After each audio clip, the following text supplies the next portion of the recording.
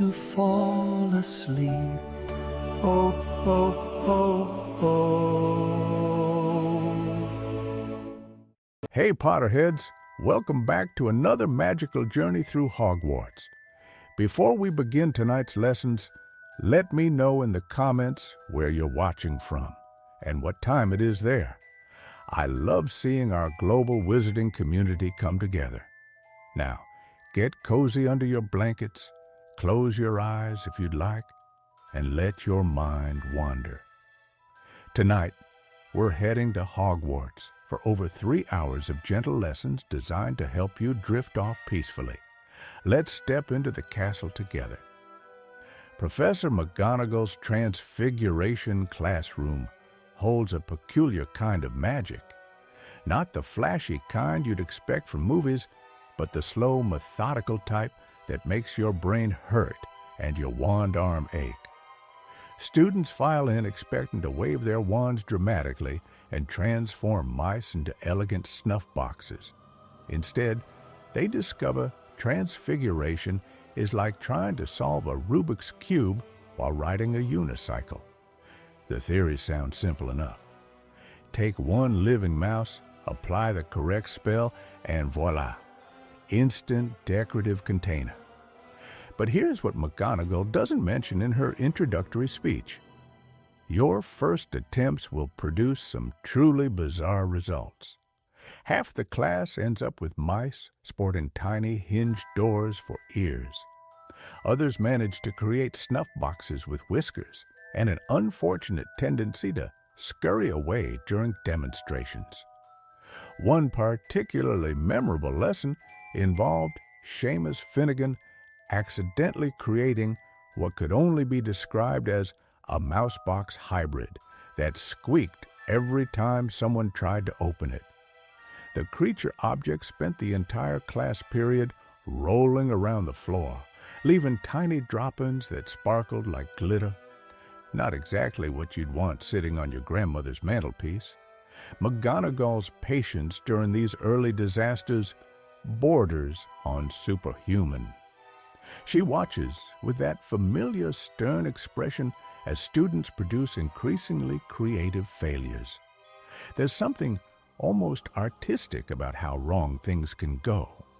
A mouse that's half transformed into a snuff box but retains its tail creates a rather disturbing door handle. Students quickly learn that magical mistakes can be far more memorable than successes. The secret, McGonagall explains, with her characteristic precision, lies in understanding both the original item and the intended result. You can't simply force a mouse to become a snuff box through sheer willpower.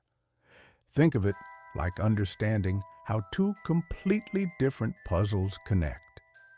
Every whisker, every tiny claw, every piece of the mouse's essence must find its corresponding place in the snuff box's structure. This isn't just about memorizing wand movements or pronunciation. Well, those matter too. One slight mispronunciation turned Neville's mouse into something resembling a very small, very confused jewelry box that kept trying to bury itself in the corner of the classroom. But true Transfiguration mastery requires a deeper understanding of magical theory. Hermione Granger naturally figured this out faster than anyone else. While other students were still producing mouse boxes that made disturbing, chittering sounds, she had already mastered the perfect transformation.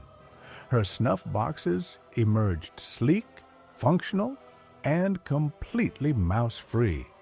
The girl had an almost supernatural ability to visualize the complete transformation before even lifting her wand. But even Hermione struggled initially with the precise wand movements. McGonagall's demonstrations look effortless. A casual flick, a gentle curve, and suddenly the mouse on her desk transforms into an ornate silver snuff box. Students attempting to replicate these movements often end up looking like they're conducting an invisible orchestra having a seizure. The difference between success and a mouse with a hinged back comes down to millimeters. Too sharp an angle on the initial movement, and you'll end up with a snuff box that still has fur. Too gentle with the follow-through, and your mouse might develop a small compartment in its stomach without actually transforming. After weeks of practice, successful students describe a peculiar sensation when the spell finally works correctly.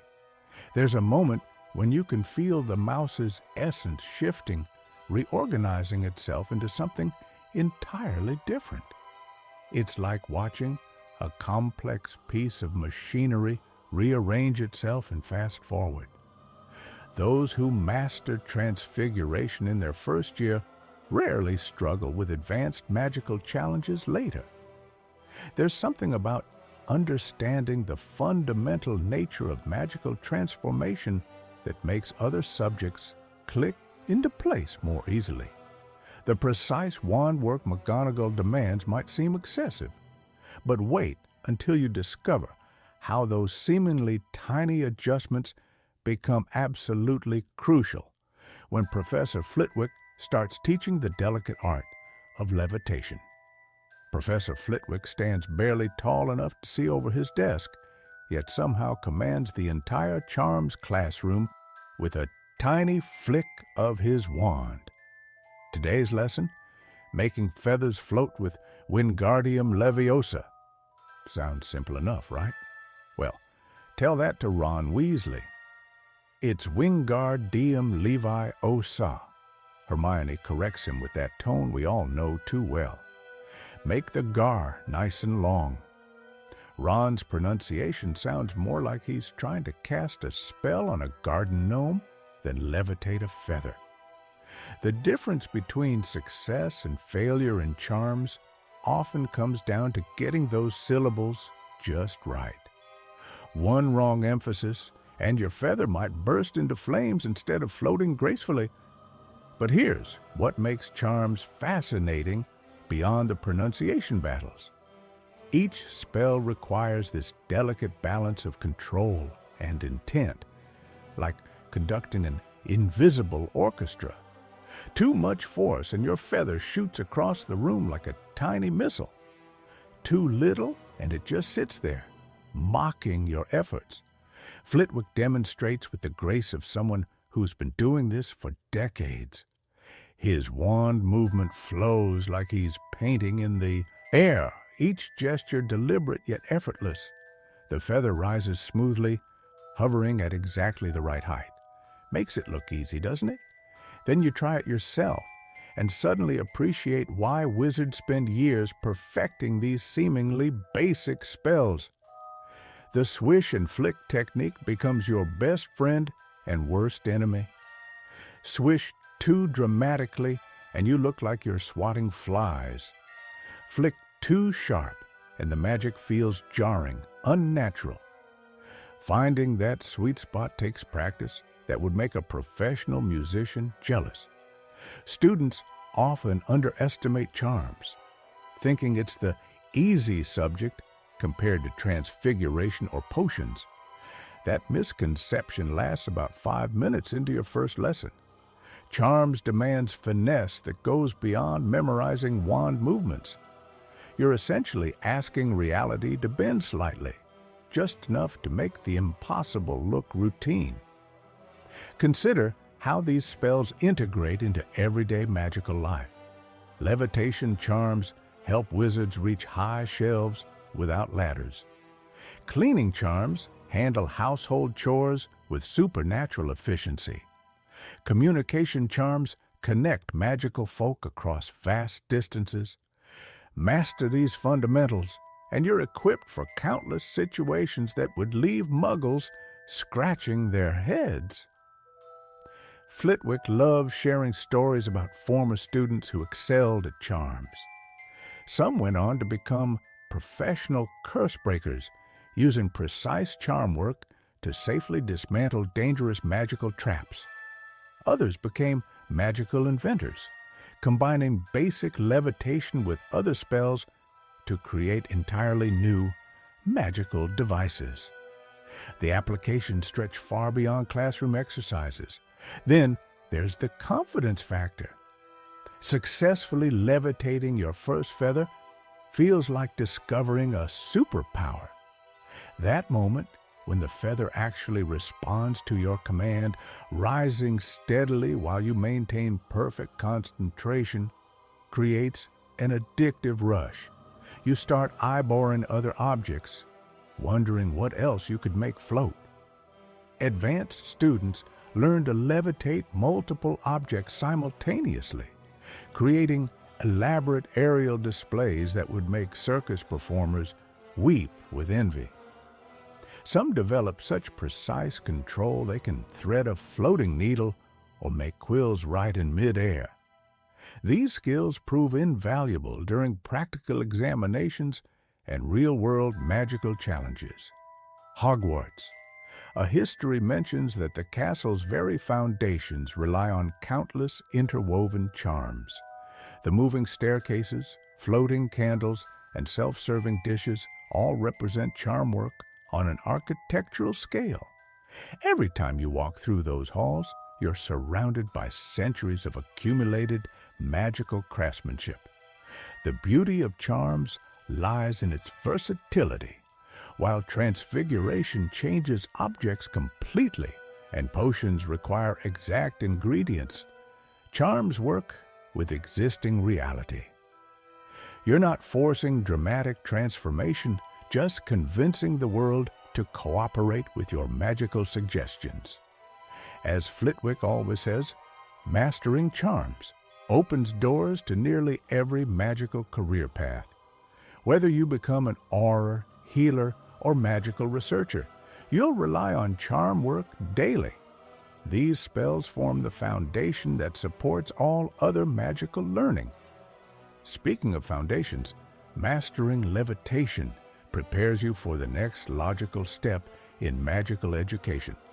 Once you can make objects float with confidence, you're ready to tackle something far more challenging. Professor Snape's potions dungeon wasn't exactly what you'd call inviting. Cold stone walls, bubbling cauldrons, and the perpetual scent of something that might have been dragon dung fertilizer mixed with regret. But here's what made it fascinating. This was where magic got real. Snape didn't mess around with pleasantries. "Today, we will be brewing a simple cure for boils," he'd announce, as if curing boils was somehow beneath his considerable talents, which, let's be honest, it probably was. The man could brew liquid luck in his sleep. Then came the ingredients: dried nettles, snake fangs, stewed horned slugs, porcupine quills. Sounds like a grocery list from your worst nightmare, right? But every single component had a purpose. Add the porcupine quills too early? Boom! Your cauldron melts faster than Ron's confidence during a pop quiz. Students quickly learned that potion making wasn't just following a recipe like baking cookies with your grandmother. Well, unless your grandmother happened to be a witch who could turn you into a toad for overcooking the brownies. One extra stir clockwise instead of counterclockwise could transform a healing potion into something that made you sprout tentacles for a week. Neville Longbottom discovered this the hard way. Poor kids' cauldrons had a habit of melting, exploding, or occasionally doing both simultaneously. Snape treated each disaster like a personal insult to his ancestry. Longbottom, you have managed to turn a simple boil cure into what appears to be industrial acid.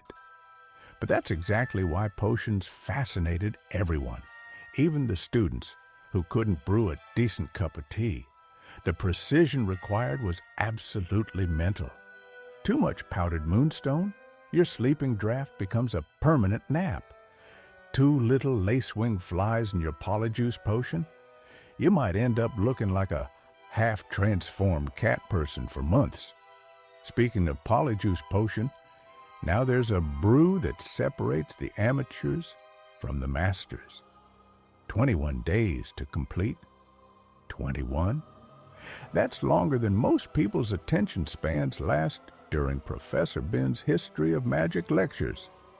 Hermione managed it in her second year, which honestly makes her more terrifying than half the dark arts professors. The ingredients list reads like something from a horror movie.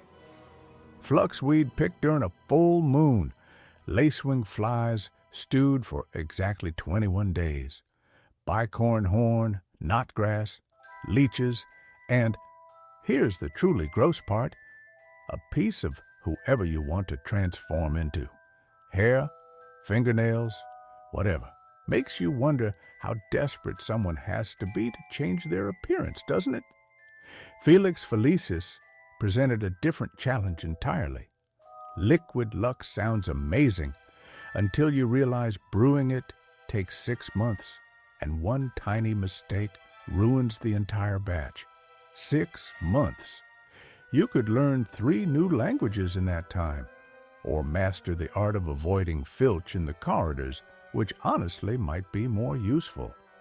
Snape's teaching style made everything more intense.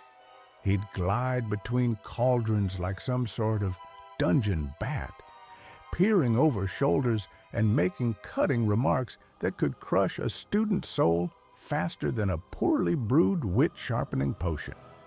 Potter, what would I get if I added powdered root of asphodel to an infusion of wormwood? Translation: I'm about to make your life miserable for the next 7 years. The truly brilliant students learned to read between the lines. When Snape said, "Simmer gently," he meant barely bubbling. When he said, "Stir slowly," he meant like you were mixing liquid gold. Because, in many ways, you were. Advanced students eventually discovered that potion making bordered on artistry. The perfect amortentia smelled different to everyone, whatever attracted them most. Love potions, healing drafts, truth serums, all required understanding not just the mechanics, but the magical theory behind why certain combinations worked. And the real secret? Even Snape occasionally smiled when a student nailed a particularly difficult brew. Ready to discover why herbology students needed earmuffs for certain plants? Welcome to Greenhouse 3, where things are about to get gloriously messy. Professor Sprout adjusts her patched hat and dragon hide gloves while eyeing a particularly grumpy-looking mandrake. These aren't your grandmother's petunias, that's for certain. The first lesson every herbology student learns? Magical plants have attitude. Serious attitude. Devil's Snare will strangle you if you panic, while venomous tentacula literally tries to bite your fingers off during feeding time. Makes you appreciate regular daisies, doesn't it? But here's where things get fascinating. Each plant mirrors something from the natural world, then cranks it up to 11. Take mandrakes. Regular mandrake root has been used in folklore for centuries. The magical version, its cry can literally kill you. Talk about taking things too far. Caring for these botanical nightmares requires more creativity than you'd expect. Mandrakes need classical music to thrive. Apparently, they're picky about their Mozart. Flutterby bushes only bloom under moonlight, while whomping willows need their space. Lots of space. Unless you enjoy being launched across the grounds like a first year's failed levitation charm. The greenhouse itself tells a story. Steam rises from heated dragon dung compost bins, while exotic flowers hum mysterious melodies. Some plants glow with their own inner light, others whisper secrets in languages long forgotten. Walking through feels like entering an alien world where photosynthesis meets pure magic. What most students don't realize initially is how dangerous this subject actually is. Professor Sprout keeps a fully stocked medical kit nearby for good reason. First years regularly faint from mandrake cries, get stung by angry puffapods, or accidentally trigger a snargaluff pod explosion. The number of students who've needed antidotes after just touching something they shouldn't is frankly embarrassing. Then there's the connection between herbology and potions that Snape never bothered explaining properly. Half the ingredients brewing in his dungeon cauldrons grow right here in these greenhouses. Gillyweed for underwater breathing? Greenhouse 4? Ingredients for polyjuice potion? Scattered across multiple greenhouses, each requiring different growing conditions and harvesting techniques. The real magic happens when you understand plant behavior. Mimbolus mimbletonia only releases its defensive stink sap when threatened, but treats gentle handlers like old friends. Dirigible plums aren't actually plums at all. Luna Lovegood would tell you they're excellent for warding off nargles, though most students remain skeptical about that particular application. Professor Sprout herself embodies the nurturing aspect of this subject perfectly. She treats every plant like a beloved pet, coaxing growth with patience and understanding rather than force. Her hands are permanently stained green from decades of plant care, and she can identify any magical flora by scent alone. Watching her work feels like observing a master craftsperson in their element. What strikes you most about advanced herbology is how it mirrors real-world botany principles. Plants need proper soil, adequate light, appropriate water levels, and protection from pests. Magic simply amplifies these requirements. A dying screech-snap vine might need phoenix song instead of plant food, but the underlying care principles remain surprisingly familiar. The greenhouse ecosystem creates its own miniature world. Bowtruckles nest in the older trees, protecting them from harm while feeding on woodlice and fairy eggs. Gnomes occasionally sneak in to nibble on root vegetables, leading to ongoing battles between Professor Sprout and the persistent garden pests.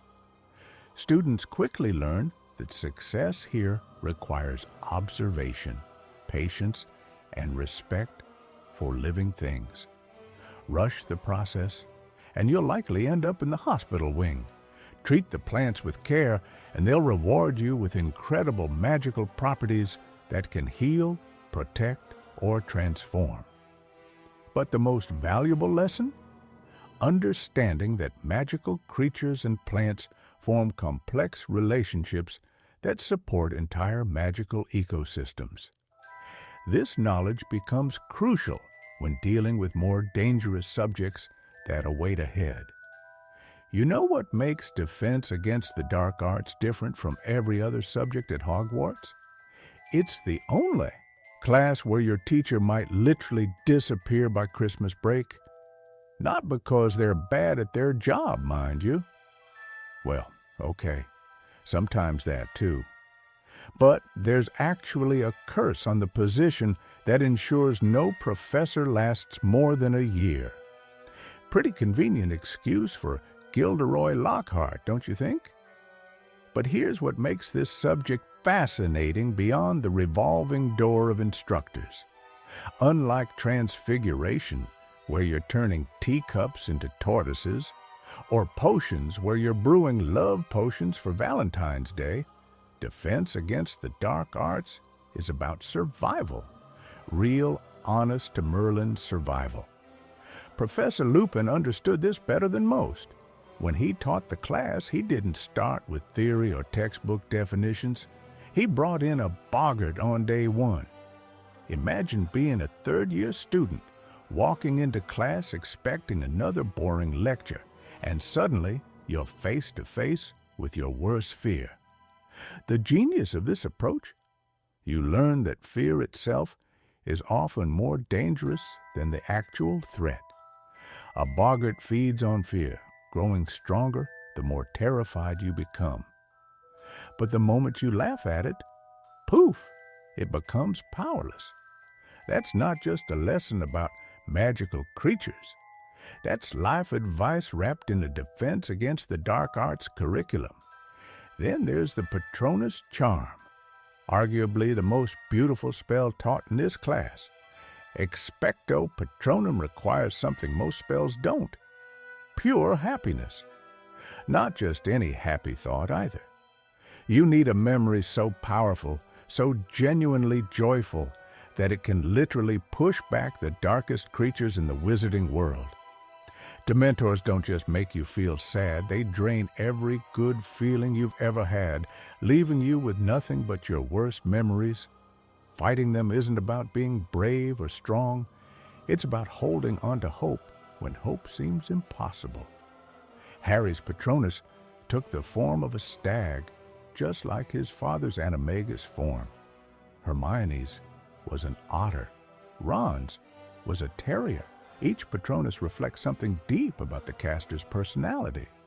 It's like having your soul's guardian angel take physical form to protect you. But defense against the dark arts isn't all about warm, fuzzy protection spells. Students also learn about unforgivable curses, though thankfully not through practice. The Killing Curse, Imperious Curse, and Cruciatus Curse represent the darkest magic wizards can wield.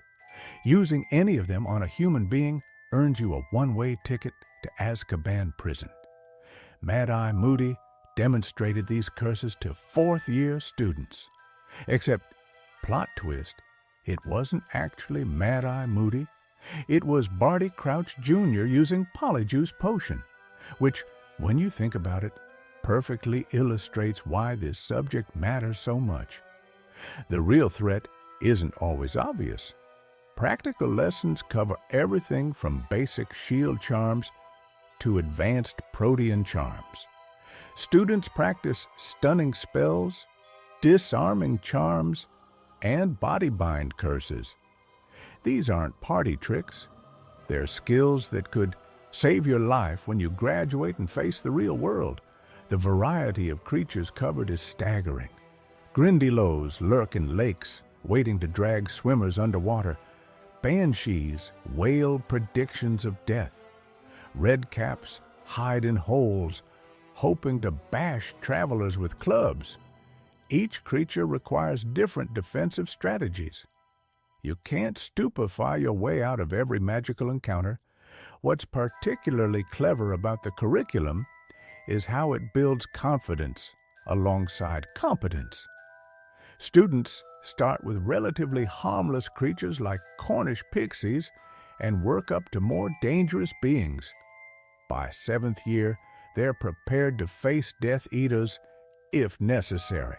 And speaking of building skills progressively, the next subject takes a completely different approach to magical education.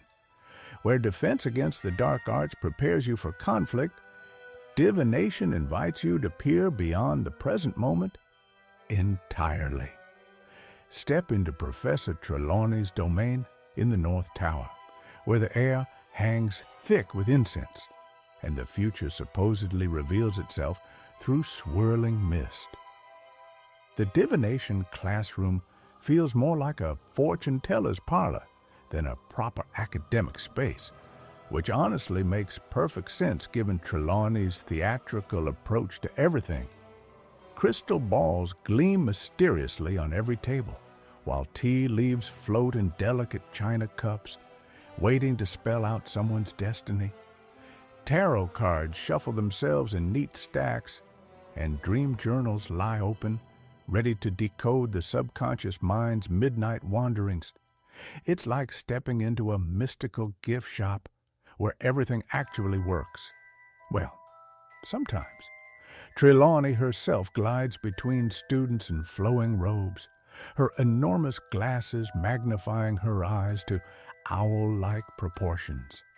She speaks in breathy, dramatic whispers about the sight and inner vision, making even the simplest predictions sound like earth-shattering revelations.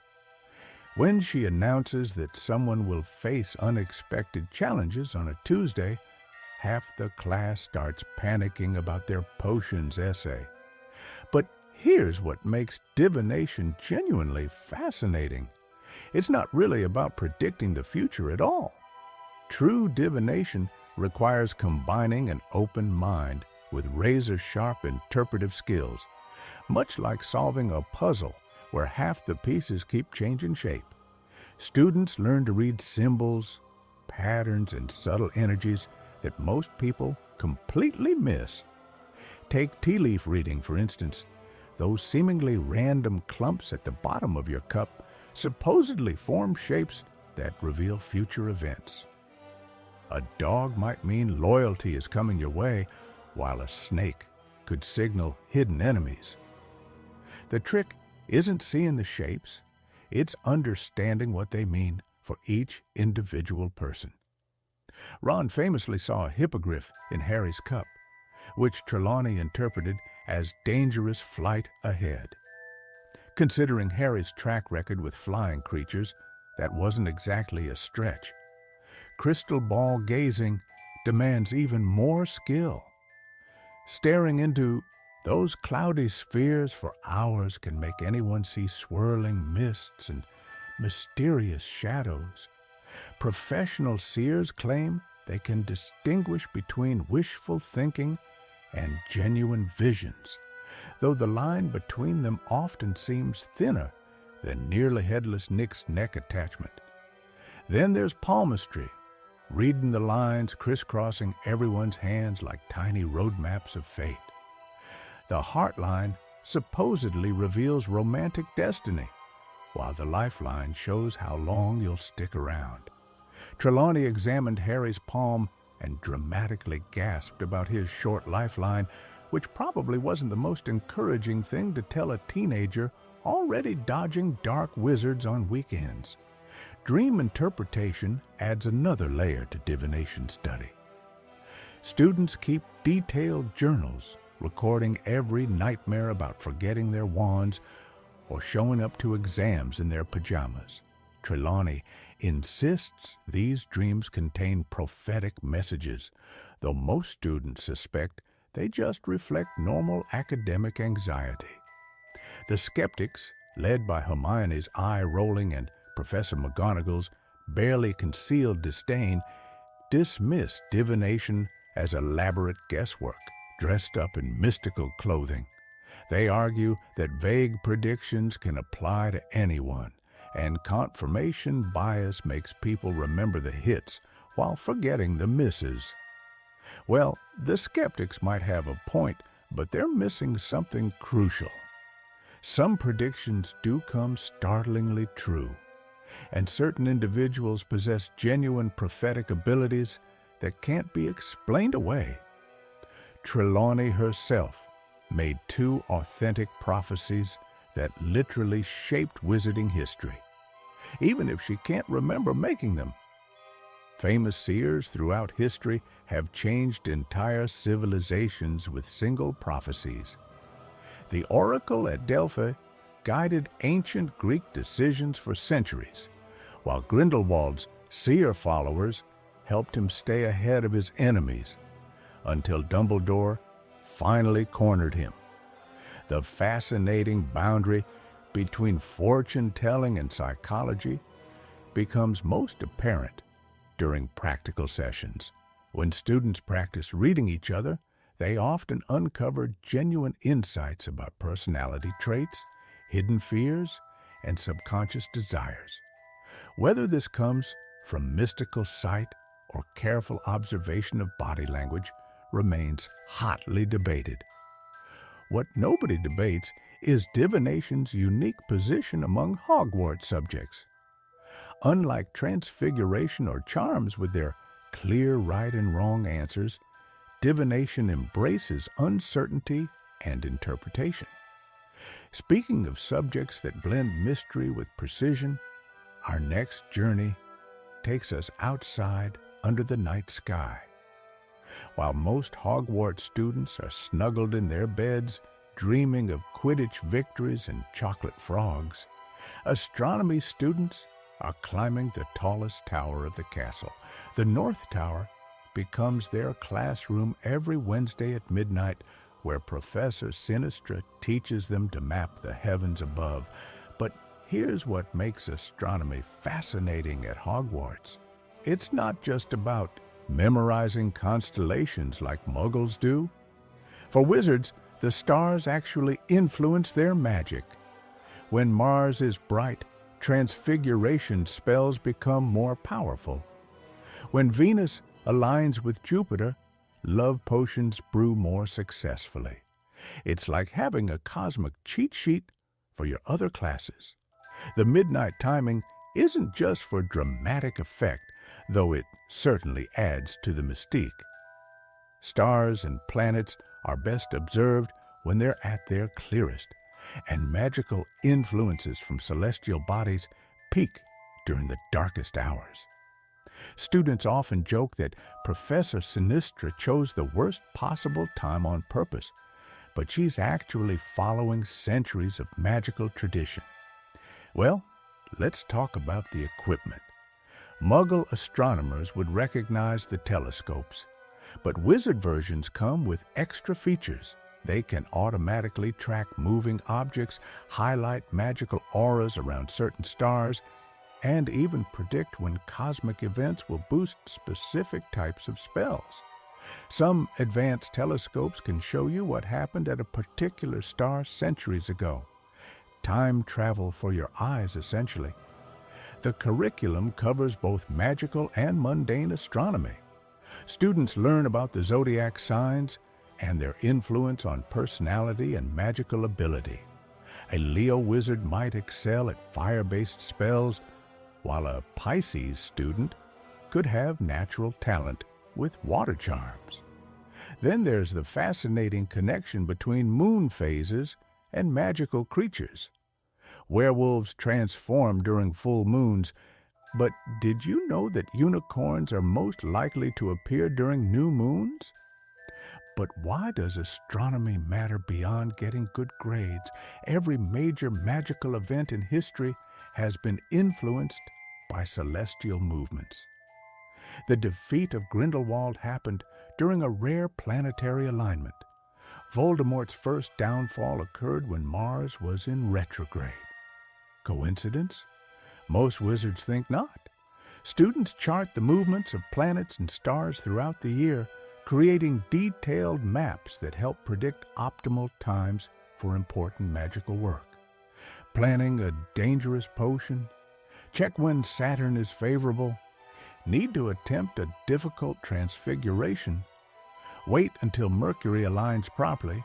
It's like having a magical weather forecast. The practical applications extend far beyond schoolwork. Professional curse breakers consult star charts before tackling ancient tombs. Healers at St. Mungo's schedule complex procedures based on lunar cycles. Even Quidditch teams sometimes plan important matches around favorable celestial conditions, though they'd never admit it publicly. Here's where it gets really interesting. Some magical creatures are only active during specific astronomical events. Thestrals become more visible during lunar eclipses. Phoenix songs grow more powerful during solar flares. Centaurs who live in the Forbidden Forest are master astronomers themselves, and often know things about celestial magic that even professors don't. Professor Sinistra teaches students to create their own star charts, tracking personal magical patterns throughout the year. Many students discover their spells work better during certain times, information that proves invaluable throughout their magical careers. Hermione, naturally, created the most detailed charts in the class's history.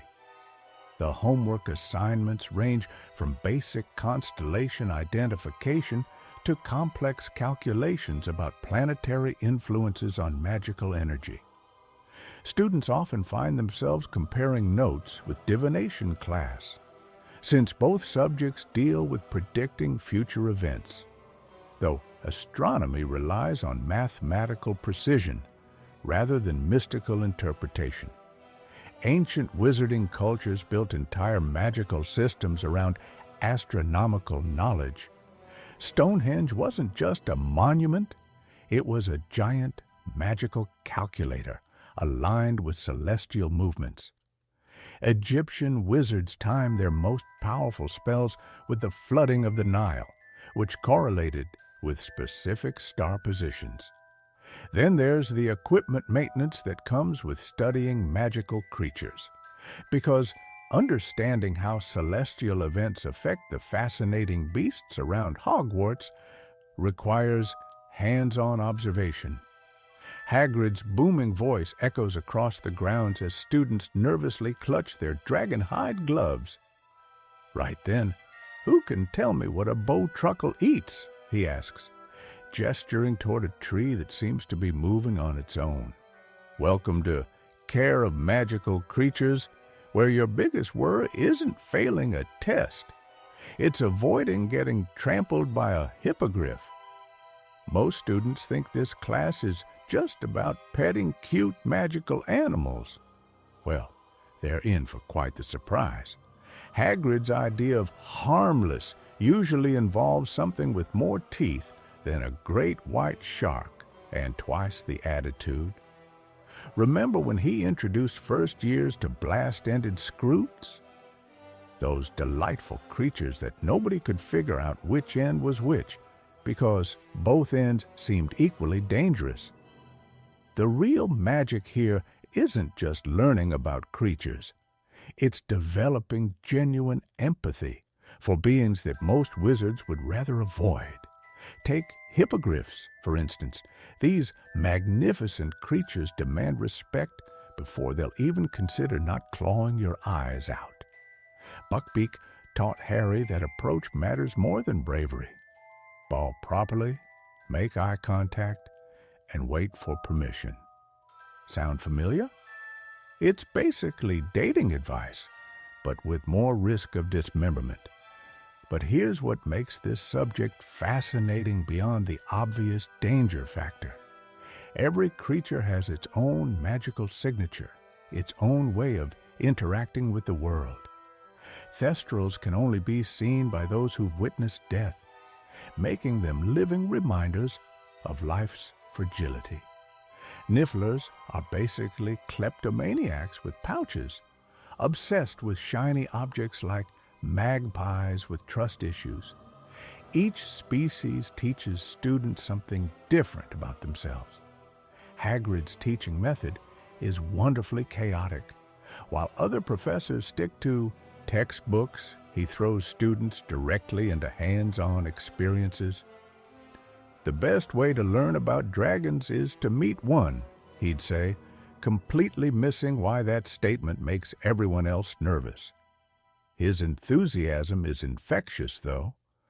Students might arrive terrified, but they leave with genuine appreciation for creatures they'd never considered before. The coursework covers everything from feeding schedules to habitat preservation. Students learn that bowtruckles guard wand-quality trees, making them essential partners in wand-making. Unicorns prefer maidens but will tolerate respectful wizards who approach slowly. Centaurs possess ancient wisdom but get offended if you treat them like common horses. It's like a crash course in magical diplomacy. Then there's the conservation angle that modern witches and wizards often overlook. Many magical creatures face extinction due to habitat loss or hunting for potion ingredients. Hagrid emphasizes protecting these species, not just studying them. Students discover that dragon heartstrings don't require killing dragons. They're naturally shed. Unicorn hair can be ethically gathered from willing participants. The class challenges assumptions about creature-wizard relationships. What really sets this apart from other Hogwarts subjects is the unpredictability. Transfiguration follows rules.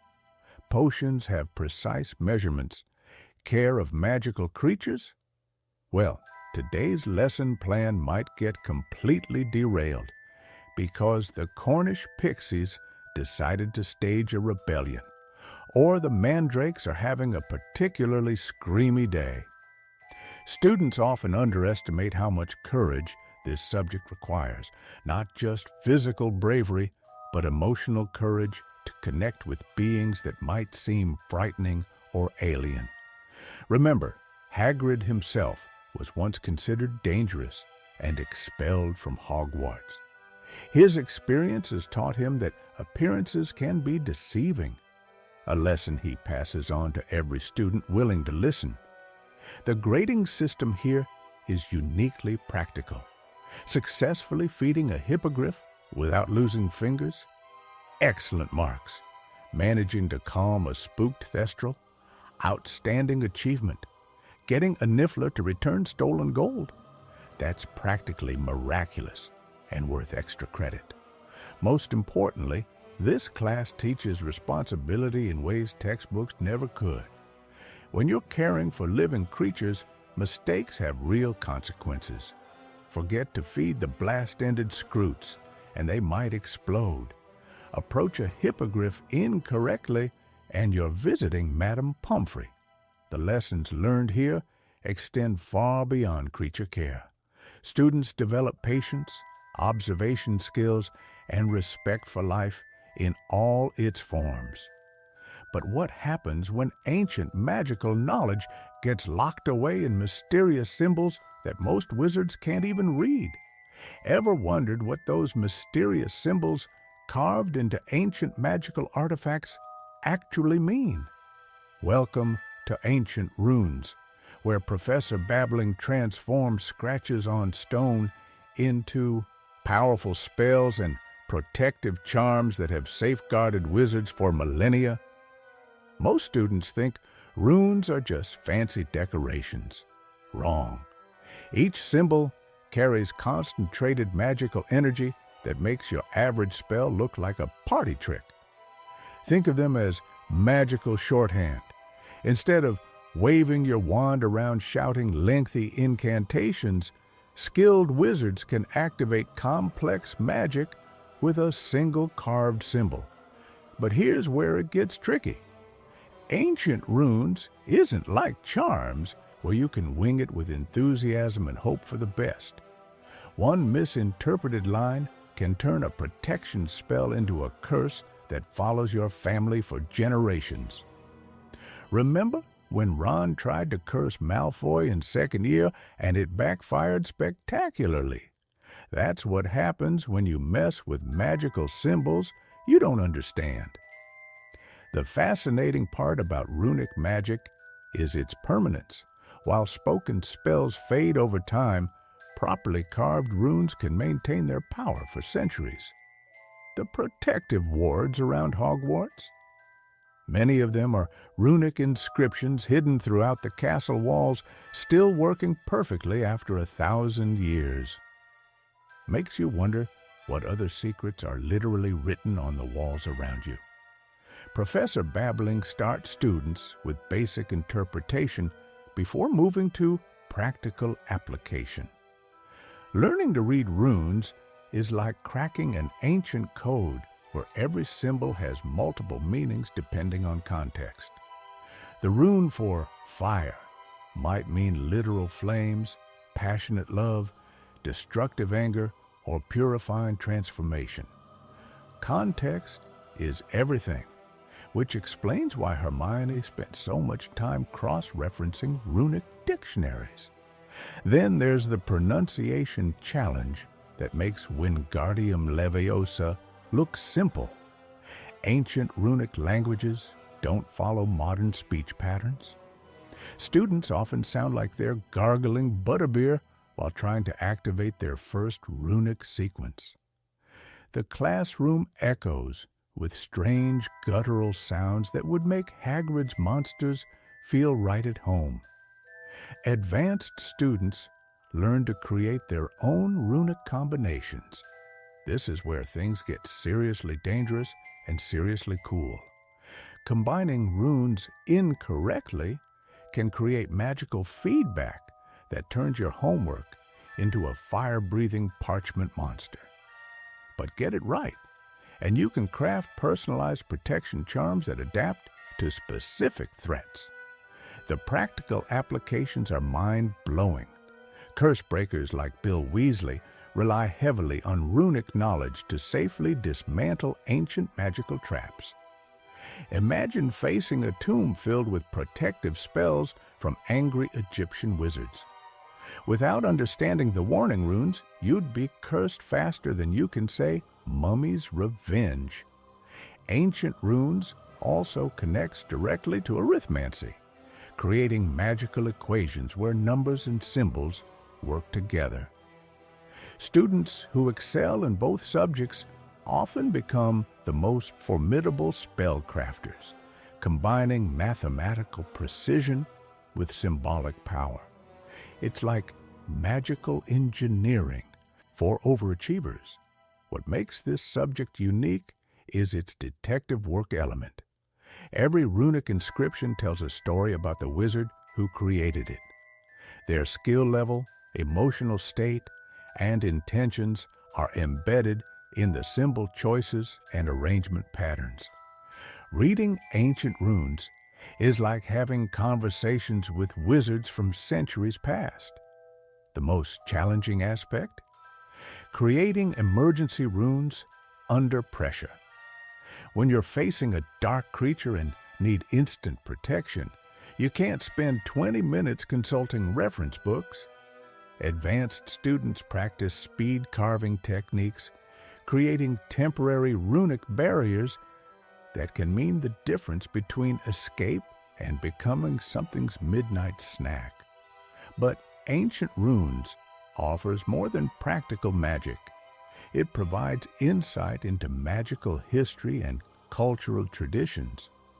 Different wizarding communities developed unique runic alphabets, each reflecting their values and magical approaches. Ready to discover how these ancient symbols connect to the mathematical precision that governs all magical calculations? Numbers might seem like the most boring subject at Hogwarts, but Professor Vector's arithmancy class proves that mathematics can predict your future better than any crystal ball. While most students groan at the thought of calculations, the wizards who master this ancient art discover something remarkable. Every spell, every magical event, every wizard's destiny can be reduced to precise numerical patterns. Think Ron Weasley struggled with regular math? Well, magical mathematics makes Muggle algebra look like counting on your fingers. Arithmancy doesn't just crunch numbers. It reveals the hidden mathematical structure behind all magics. Every letter in your name corresponds to a specific number, and when calculated correctly, these digits unveil your magical strengths, weaknesses, and even your compatibility with different types of spells. Hermione Granger naturally excelled at this subject, but here's what's fascinating. She didn't just memorize formulas like a walking textbook. She understood that arithmancy bridges the gap between cold logic and mystical intuition. Numbers don't lie, even in the wizarding world. Actually, especially in the wizarding world. The calculations themselves would make your head spin faster than a whomping willow branch. Students learn to assign numerical values to everything from their birth dates to their wand wood types. Then comes the real magic, interpreting what those numbers reveal about their magical potential. A wizard with a strong number 7 influence might excel at defensive spells, while someone dominated by the number 3 could have natural talent for communication charms. But wait, it gets more complex than that. Advanced arithmancy students don't just analyze themselves, they predict magical events. Remember how certain wizards always seem to know when dark magic is brewing? Many of them are secretly running arithmancy, calculations, spotting numerical patterns that signal trouble ahead. It's like having a magical weather forecast, except instead of predicting rain, you're predicting potential disasters. Professor Vector teaches students to calculate the numerical essence of spells themselves. Every incantation has its own mathematical signature. Expelliarmus reduces to different numbers than stupefy, and understanding these numerical differences helps wizards choose the most effective spells for specific situations. Makes you wonder if Harry Potter would have been even more successful if he'd paid attention in arithmancy class, right? The really mind-bending part comes when students realize that arithmancy connects to every other magical subject. Potion brewing times, astronomical alignments, even the optimal moments for transfiguration. Everything follows numerical patterns. A skilled arithmancer can calculate the exact minute when their polyjuice potion will be most potent, or determine which phases of the moon enhance specific types of magic. Ancient wizards built entire magical societies around arithmancy principles.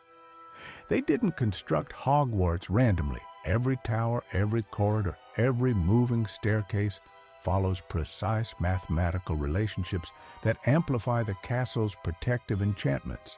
The founders understood that mathematical harmony creates magical harmony.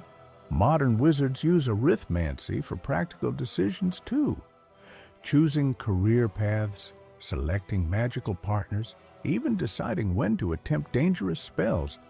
The numbers provide guidance that pure intuition might miss. Some ministry departments rely heavily on arithmetic predictions for policy decisions.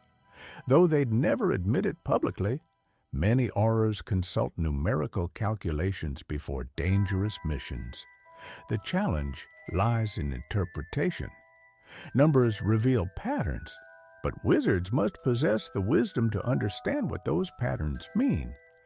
A calculation might show that next Tuesday holds significant magical potential, but it won't specify whether that potential leads to triumph or disaster. That's where skill, experience, and yes, a bit of old-fashioned magical intuition become crucial. Students who master arithmancy often find themselves thinking like magical strategists. They approach problems methodically, calculate odds, and make decisions based on numerical probability rather than emotional impulses. This logical approach proves invaluable when facing complex magical challenges. While Vector's classroom might lack the dramatic flair of other subjects, the knowledge gained there provides a foundation for understanding magic's deepest mysteries. After all, the next lesson explores how those same analytical skills apply when Professor Binns reveals the mathematical patterns hidden within magical history itself. Professor Binns floats through the classroom wall at precisely 9 a.m, completely oblivious to the fact that half his students are already asleep. And honestly, you can't blame them. The guy died in front of the staff room fireplace and just kept teaching like nothing happened. Talk about dedication to the job. But here's what most students miss while they're drooling on their desks. History of magic isn't just a collection of dusted dates and forgotten wars. It's the blueprint for understanding why the wizarding world works the way it does today. Every spell restriction, every magical law, every reason why wizards hide from muggles, it all stems from events that happened centuries ago. Take the Goblin Wars, for instance. Most people think it's just ancient history, but those conflicts directly shape modern wizard-goblin relations. Ever wonder why goblins control Gringotts Bank instead of wizards? Well, after centuries of being treated as second-class magical beings, goblins basically said, "Fine, we'll handle the money since you clearly can't manage it yourselves." And they were right. Goblins understand the value of gold better than any wizard ever could. The fascinating part is how these historical events created a domino effect. The Goblin Wars led to the establishment of goblin financial independence. This gave them enough power to negotiate better treatment, which eventually influenced how other magical creatures demanded their rights. It's like watching a very slow, very magical civil rights movement unfold over centuries. Then there's the International Statute of Wizarding Secrecy. Students usually groan when Binns mentioned 1792, but that date changed everything. Before then, wizards and muggles coexisted somewhat openly.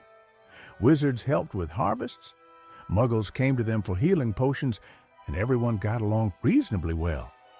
But then muggles started getting suspicious and violent. And suddenly, wizards found themselves being hunted, tortured, and killed for practicing magic. The statute wasn't just a law, it was a survival mechanism. Every time you use a disillusionment charm or modify a muggle's memory, you're following protocols established by wizards who watched their friends burn at the stake. What makes this even more interesting is how different countries handled the transition. British wizards went completely underground, creating hidden communities like Diagon Alley. American wizards took a more aggressive approach, establishing MACUSA with strict no-contact policies. Meanwhile, some Eastern European communities just moved deeper into their forests and pretended the outside world didn't exist. Here's where history gets really wild, though. Many famous spells we use today were actually invented during times of crisis. The Protean Charm, developed during the Giant Wars so troops could communicate instantly across battlefields. The Fidelius Charm, created by a wizard whose entire family was massacred by dark wizards, and he wanted to make sure it never happened to anyone else. Even something as simple as apparition has dark, historical roots. Early wizards could only travel by broomstick, flue powder, or port key. But during the dragonpox epidemic of 1669, healers needed to reach patients faster than any existing transportation method allowed. Desperate times led to magical innovation, and suddenly wizards could teleport across continents. The really crazy part is how many historical accidents were actually planned magical interventions. That mysterious fog that helped British ships escape the Spanish Armada, weather charms, the sudden illness that struck Napoleon's army in Russia, probably some very patriotic Russian wizards with a talent for hex work. But perhaps the most important lesson from magical history is how easily things can go wrong when wizards get too comfortable. Every dark wizard who rose to power did so because the magical community became complacent.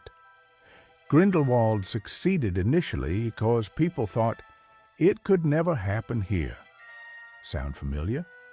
Understanding these patterns helps modern wizards recognize warning signs.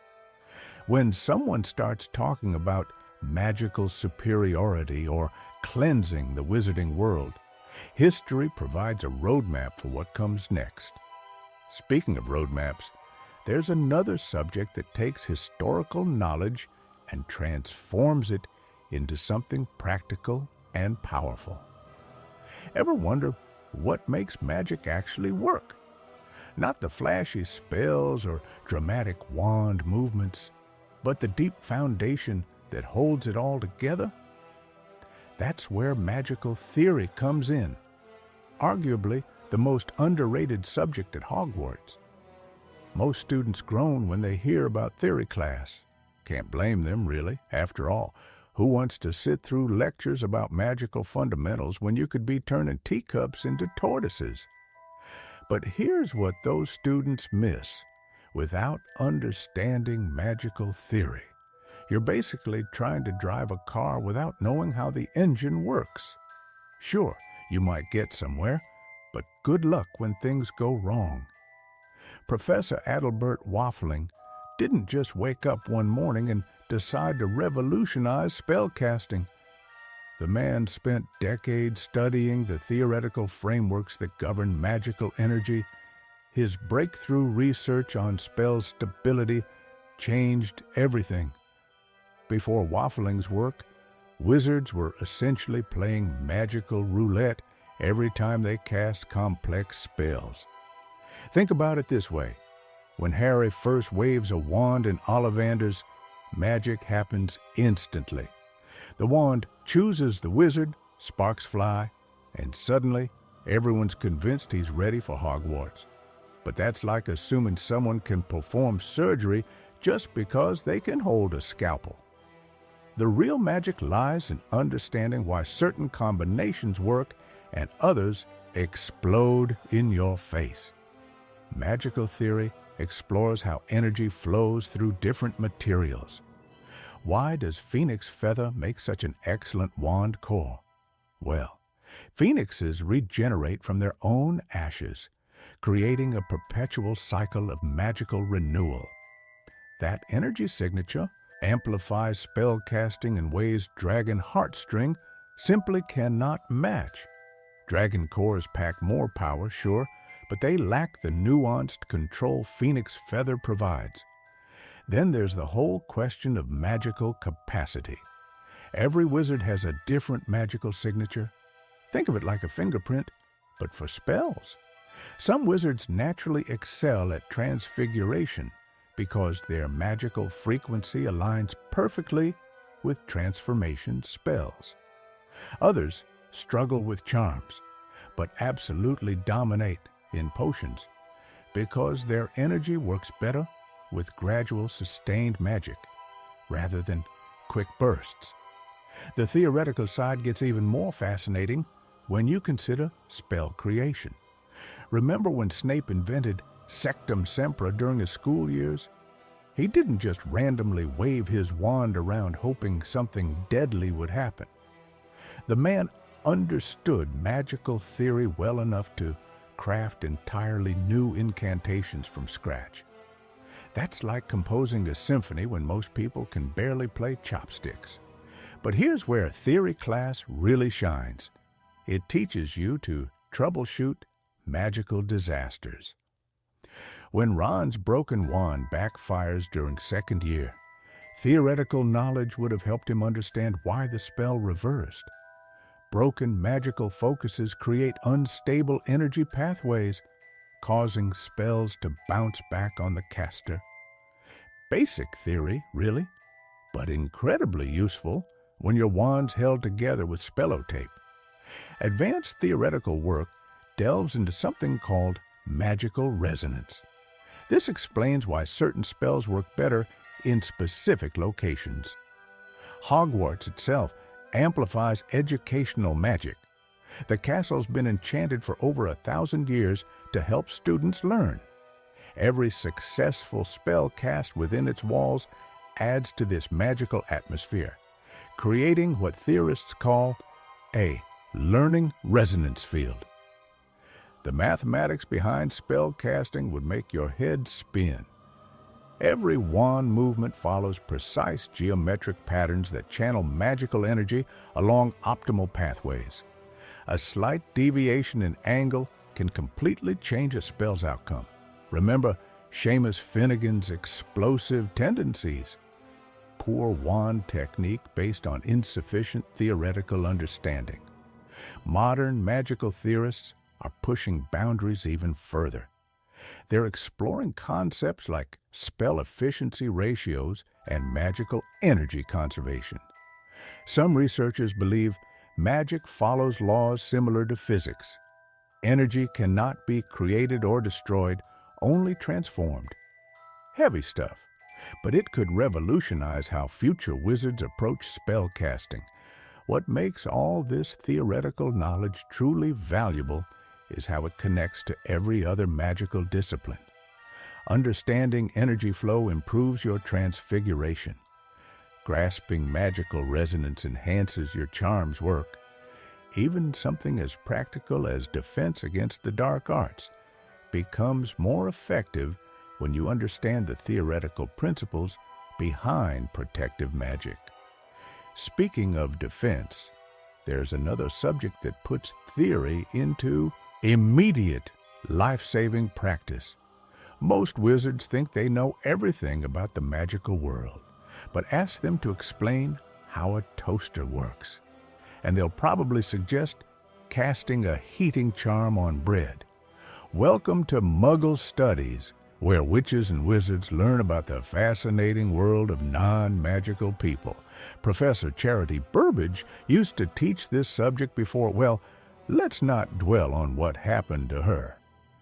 The current professor faces the challenging task of explaining electricity to students who think lightning comes exclusively from wands.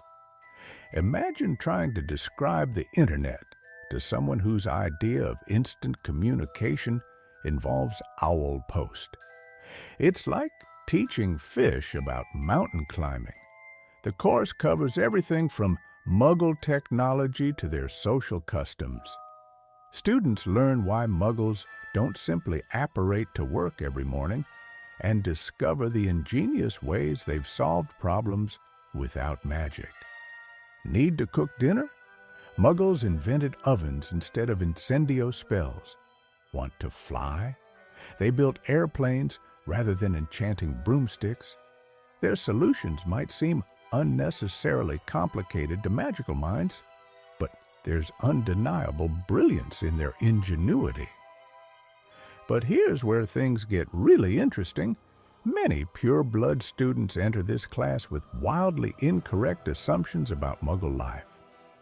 Some genuinely believe Muggles worship rubber ducks, or that they use electricity like wizards, use magic potions. Arthur Weasley's fascination with Muggle artifacts perfectly captures this confusion. Remember his delight over a simple plug? That's basically every student's first reaction to learning about Muggle inventions. The practical lessons can be absolutely hilarious. Watching young wizards attempt to use a telephone for the first time rivals any comedy show. They'll speak into the wrong end, expect the device to respond to voice commands, or wonder why their conversation partner can't see them through the receiver. One student reportedly tried to send mail through a computer by physically shoving a letter into the CD drive. Then there's the clothing unit. Pure-blood wizards struggle to understand why Muggles wear different outfits for different activities. Sports clothes for exercise, business suits for work, pajamas for sleeping. To someone accustomed to robes for every occasion, this seems unnecessarily complicated. Why own 50 different outfits when one good set of dress robes handles everything from weddings to grocery shopping? Transportation fascinates magical students most of all. They can't comprehend why Muggles built elaborate road systems when flying would be so much simpler. The concept of traffic jams particularly baffles them. Why sit in a metal box for hours when you could just disapparate to your destination? The professor must explain concepts like licensing, safety regulations, and the simple fact that Muggles can't magically transport themselves.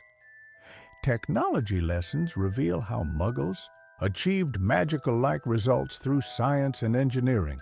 Televisions show distant places like crystal balls. Telephones enable long-distance communication like two-way mirrors. Computers store vast amounts of information like enchanted libraries. These parallels help wizarding students understand that Muggles aren't helpless, they're remarkably resourceful. The course also emphasizes the importance of blending in when necessary. Students learn proper Muggle mannerisms, common phrases, and social expectations. Knowing how to act normal becomes crucial for adult wizards working in jobs requiring Muggle interaction. The Ministry of Magic specifically requires this knowledge for certain career paths. Cultural differences provide endless discussion material. Muggle holidays, entertainment, literature, and customs all seem foreign to magical minds. Halloween celebrations particularly amuse wizarding students, who find it funny that Muggles dress as witches for fun, while real witches live among them unnoticed. Some students develop genuine appreciation for Muggle achievements. Learning about medical advances, scientific discoveries, and artistic accomplishments opens their minds to non-magical brilliance. Others maintain their prejudices, but at least gain basic understanding necessary for coexistence. The subject ultimately promotes tolerance and understanding between magical and non-magical communities. Knowledge breaks down barriers and reduces fear on both sides. Speaking of breaking barriers, our next lesson takes us soaring through the air with Madam Hooch, where first-year students discover that mastering flight requires more than just climbing onto a broomstick. Most first-year students at Hogwarts never forget their initial flying lesson. There's something about gripping a broomstick for the first time that makes even the most confident wizard suddenly question their life choices. Madam Hooch runs these lessons with military precision. She's got eyes like a hawk, which is perfect considering she spends most of her time watching students who are about to crash into things. Her whistle could probably wake the dead, and trust me, she uses it liberally when Neville inevitably ends up dangling from a tree. The basic command sounds simple enough. Up, you shout at your broom, expecting immediate obedience. Some brooms leap into eager hands like loyal dogs. Others, well, let's just say some brooms have the personality of a particularly stubborn cat. Harry's broom practically launched itself into his palm during his first lesson, while poor Hermione's barely managed a half-hearted roll. But here's what makes flying lessons truly fascinating. They're not just about staying airborne. Balance becomes everything once you're off the ground. Your center of gravity shifts completely, and suddenly you're using muscles you didn't know existed. It's like learning to walk again, except this time gravity is optional, and the consequences involve significantly more bruising. Madam Hooch teaches mounting techniques that seem ridiculous until you're actually hovering 10 feet up. The grip has to be firm but not white-knuckled, too tight, and your broom responds like an overexcited racehorse. Too loose? Well, that's how you end up becoming very familiar with the hospital wing ceiling. The real challenge comes with directional control. Forward and backward movements feel natural enough. Lean forward to go faster.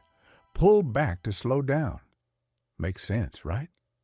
But turning requires this weird combination of body English and mental intention that takes weeks to master. Ron spent his entire first month accidentally flying in circles because he kept overthinking the left turns.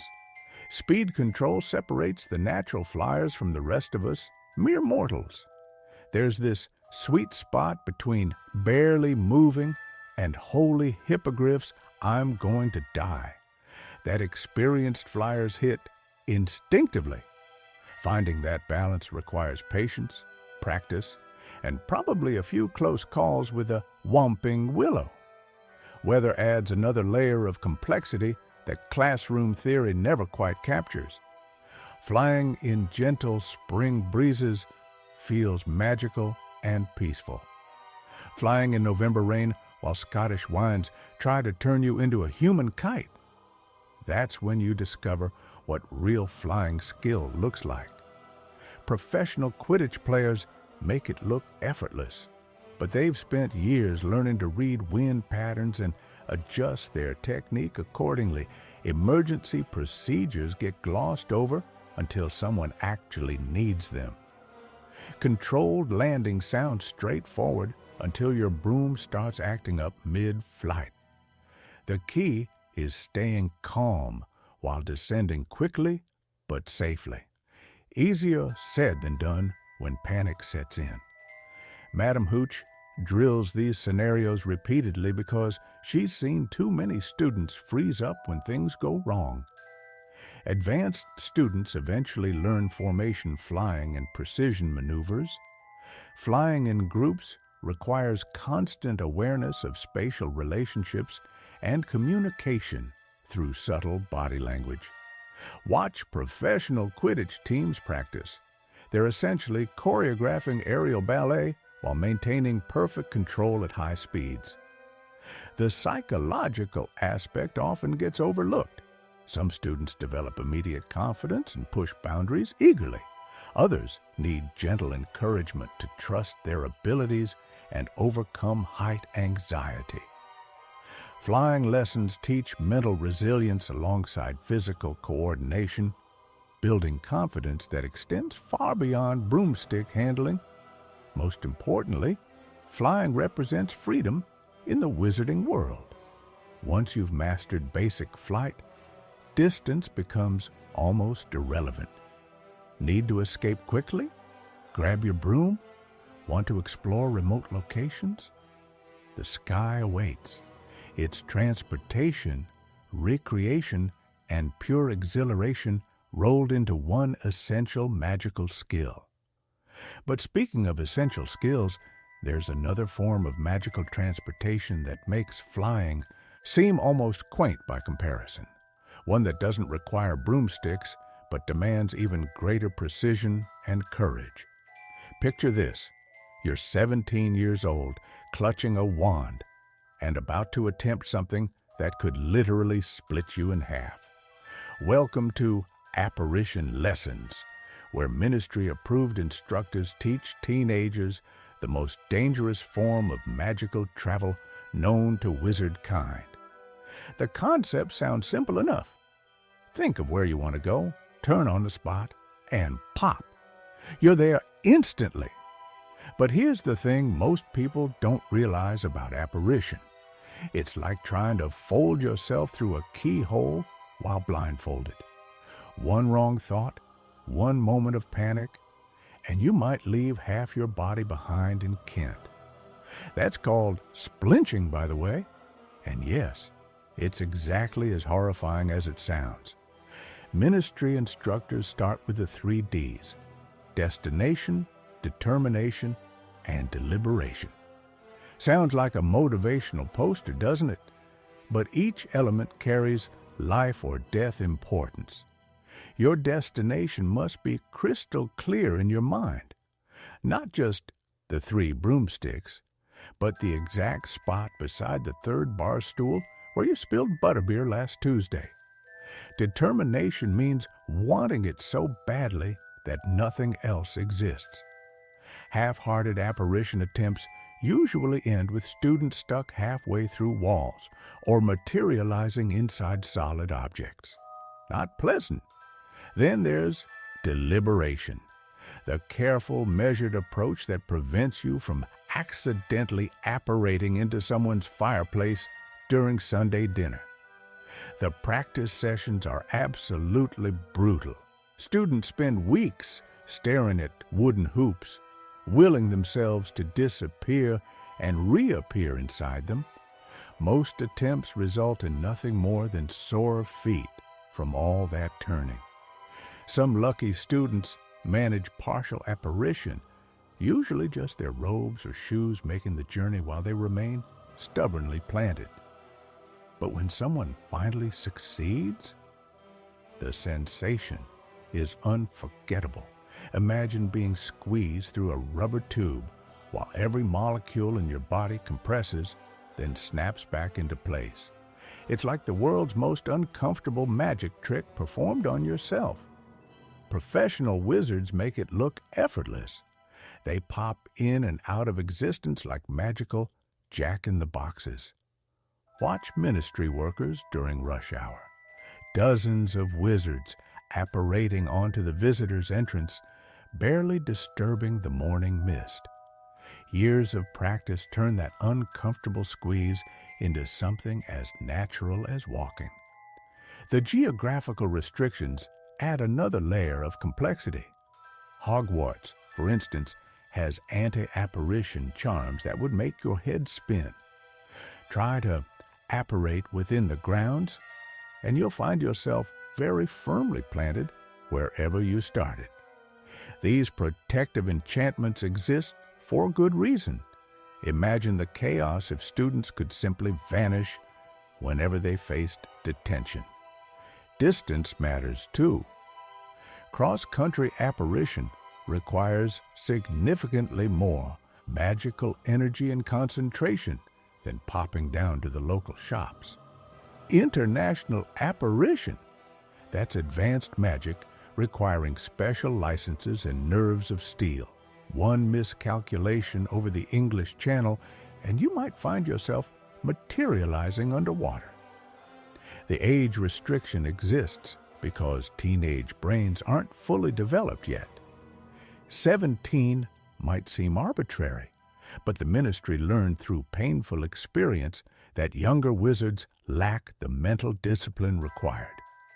Their research showed catastrophic splinching rates among underage attempts. Here's what makes apparition truly remarkable. It's one of the few magical skills that improves dramatically with confidence.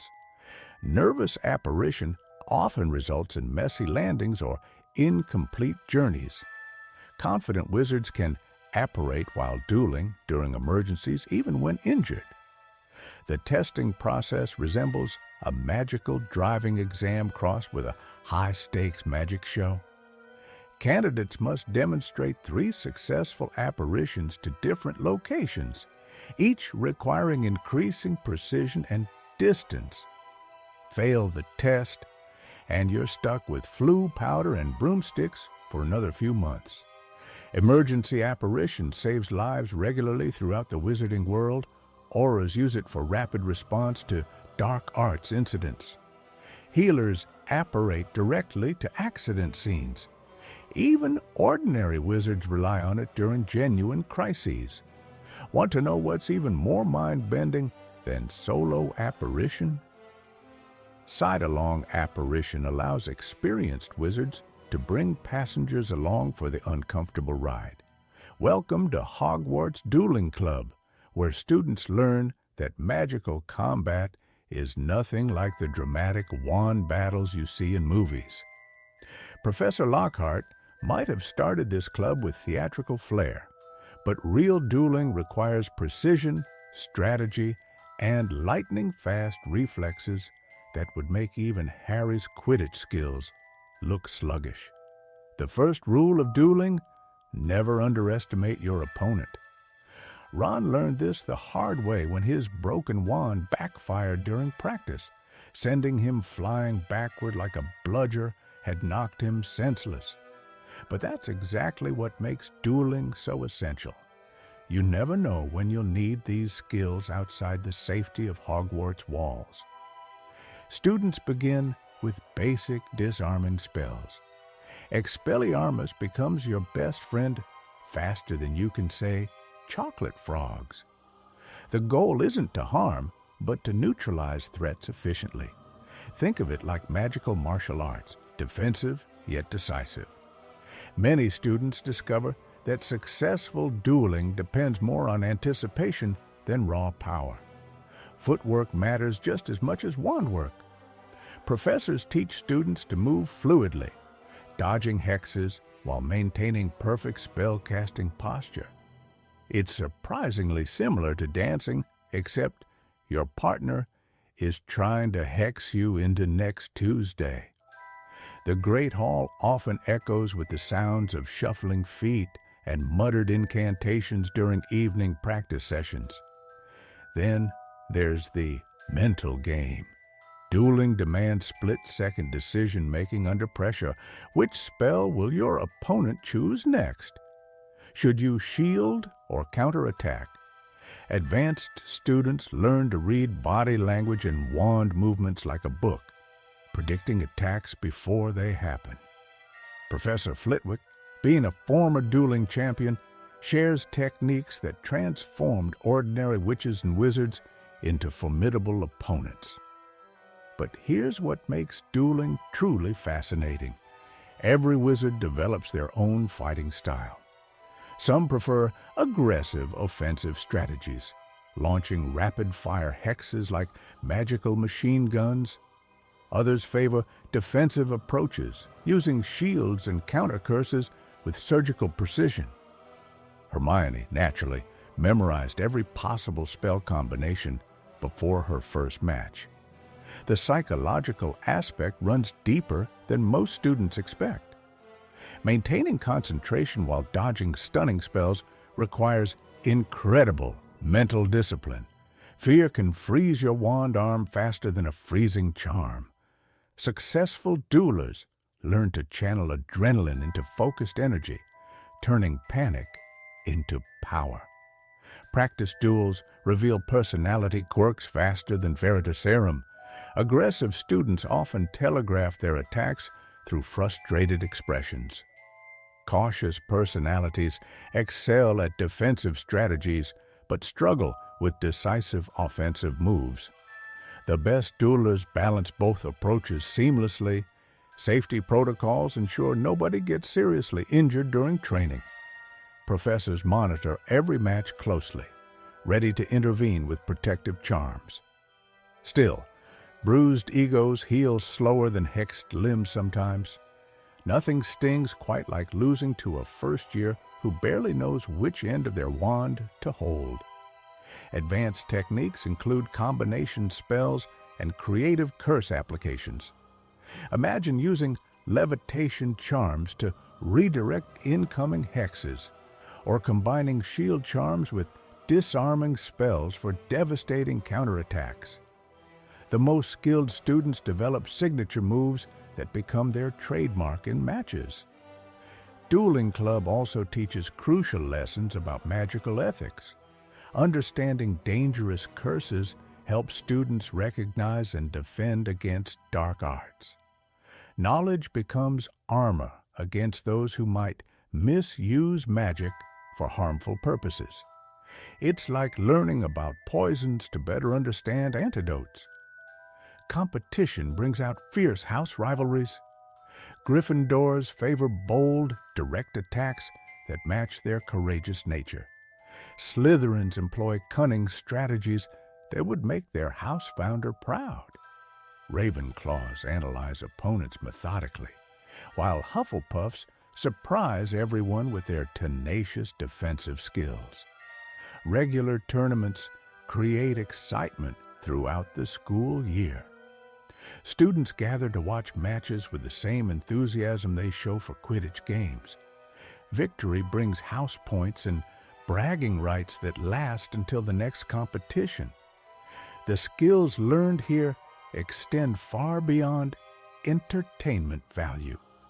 In a world where dark wizards pose real threats, dueling prepares students for genuine dangers they might face after graduation. Speaking of preparation, there's another defensive skill that goes beyond mere spell casting, one that requires not just technical ability, but the deepest emotional strength a wizard can summon. You know what separates a truly skilled wizard from someone just waving a stick around? The Patronus charm. This isn't your average levitation spell or color-changing hex. We're talking about pure magical willpower made manifest. Most students first encounter this charm during their third year, usually when things get properly terrifying. And trust me, There's nothing quite like having soul-sucking dementors floating around to make you appreciate advanced defensive magic. The incantation itself sounds deceptively simple. Expecto Patronum. But saying it and actually pulling it off? That's like the difference between reading about Quidditch and catching a golden snitch while doing barrel rolls. Here's what makes this charm absolutely fascinating. Every single Patronus is unique to the wizard who casts it. No two are identical. Ever. Your best mate might conjure a majestic stag while you produce a tiny field mouse, and both are equally valid guardians. The form depends entirely on your personality, your experiences, and something deeper that even magical theorists can't fully explain. The mechanics behind a successful Patronus involve channeling your happiest memory while maintaining incredible focus. Sounds straightforward, right? Wrong. Most students spend months producing nothing more than silvery wisps that dissipate faster than chocolate frog cards in rain. Professor Lupin famously taught that you need a memory so joyful it could power through despair itself. Not just, I got an outstanding in charms happy, but soul-deep, life-changing joy. But here's where things get really interesting. The Patronus doesn't just ward off dementors. Advanced practitioners can use their corporeal Patronus to send messages across vast distances. Kingsley Shacklebolt's links delivering warnings to the wedding reception. Pure Patronus communication. It's like having the magical equivalent of an encrypted messaging service, except your password is literally happiness. What's genuinely remarkable is how the charm reflects personal growth. Tonks famously had her Patronus change form when she fell in love with Lupin. One day it's one shape, the next it's completely different. Imagine if your personality was so fluid that your magical guardian animal could transform based on major life events. That's some serious magic meets psychology territory right there. The defensive applications go beyond just dementors, though they're certainly the primary threat.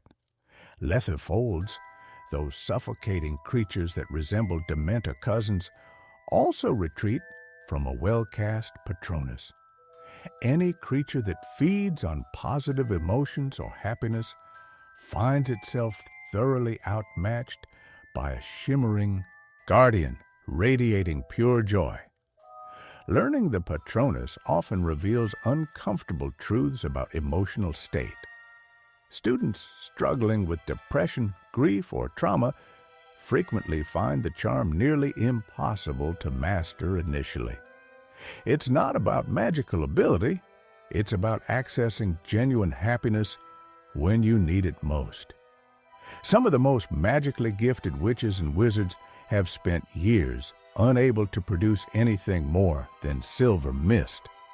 Then there's the phenomenon of matching Patronuses between people with deep connections. James and Lily Potter both produce stags and does respectively, complementary forms that reflected their bond. Coincidence? Magical theorists debate whether strong emotional connections can influence Patronus manifestation, but the evidence suggests something profound happening beyond mere chance. Advanced practitioners sometimes develop the ability to maintain their Patronus for extended periods, essentially having a permanent magical guardian. Imagine walking through the forbidden forest with a glowing protector circling overhead, warding off threats you haven't even noticed yet. The charm represents hope made tangible, which is probably why it's so effective against creatures of despair. You're literally weaponizing optimism, turning positive memories into protective magic that can save lives. Speaking of life-saving magic, there's something equally impressive about brewing potions that can alter reality itself in mere moments. Advanced Potions class isn't just about following recipes anymore. This is where 6th and 7th year students discover that brewing becomes an art form, where every ingredient matters and timing can mean the difference between liquid gold and toxic sludge. Professor Slughorn's advanced classroom feels different from Snape's dungeon days. The air practically hums with potential. Students work with ingredients that first years couldn't even pronounce, let alone handle safely. Dragon's blood costs more than most wizards make in a month.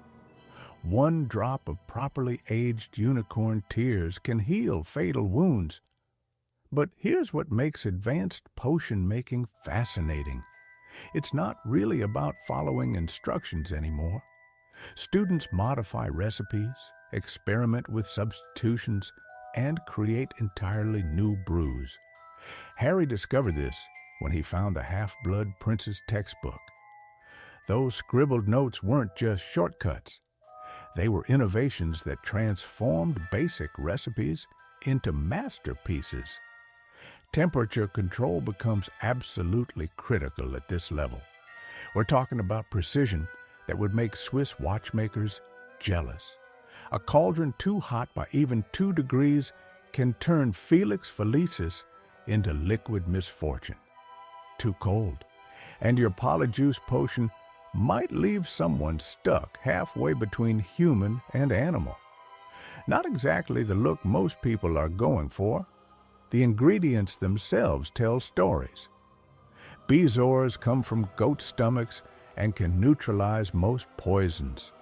Handy for those awkward dinner party moments when someone tries to slip you a little something extra. Lacewing flies must be stewed for exactly 21 days.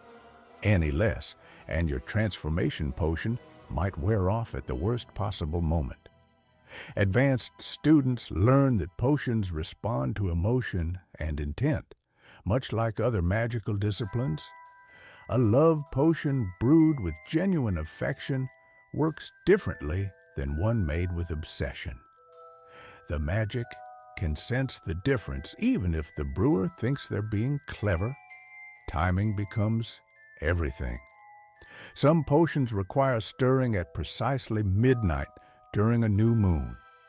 Others need ingredients added while Jupiter aligns with Mars. Astrology suddenly makes sense when your dreamless sleep potion depends on planetary positions. Who knew homework could be so cosmically important? Then there's the art of improvisation. What happens when your supplier runs out of powdered moonstone? Advanced students learn substitutions that would make Gordon Ramsay proud. Ground pearl works, but you'll need to adjust the brewing time. Crushed diamonds provide similar effects, though they're slightly harder on the budget. The really advanced students start creating their own potions entirely. This requires understanding not just what ingredients do, but why they work together. It's like conducting a symphony where every note is a different magical substance, and one wrong move creates cacophony instead of harmony.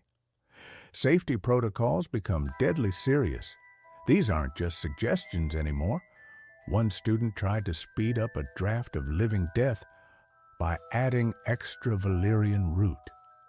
They ended up creating a potion so potent that a single whiff knocked out half the class for 3 days. Professor Slughorn wasn't amused, though he did give points for ambition.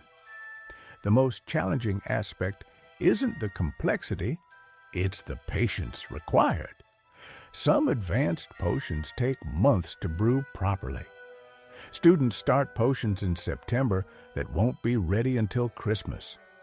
Planning ahead becomes essential, which explains why Hermione always seemed to be stirring something. Storage presents its own challenges. Completed potions need specific conditions. Some require constant darkness. Others need gentle moonlight exposure. A few must be kept at body temperature, leading to students carrying cauldrons around like strange bubbling pets.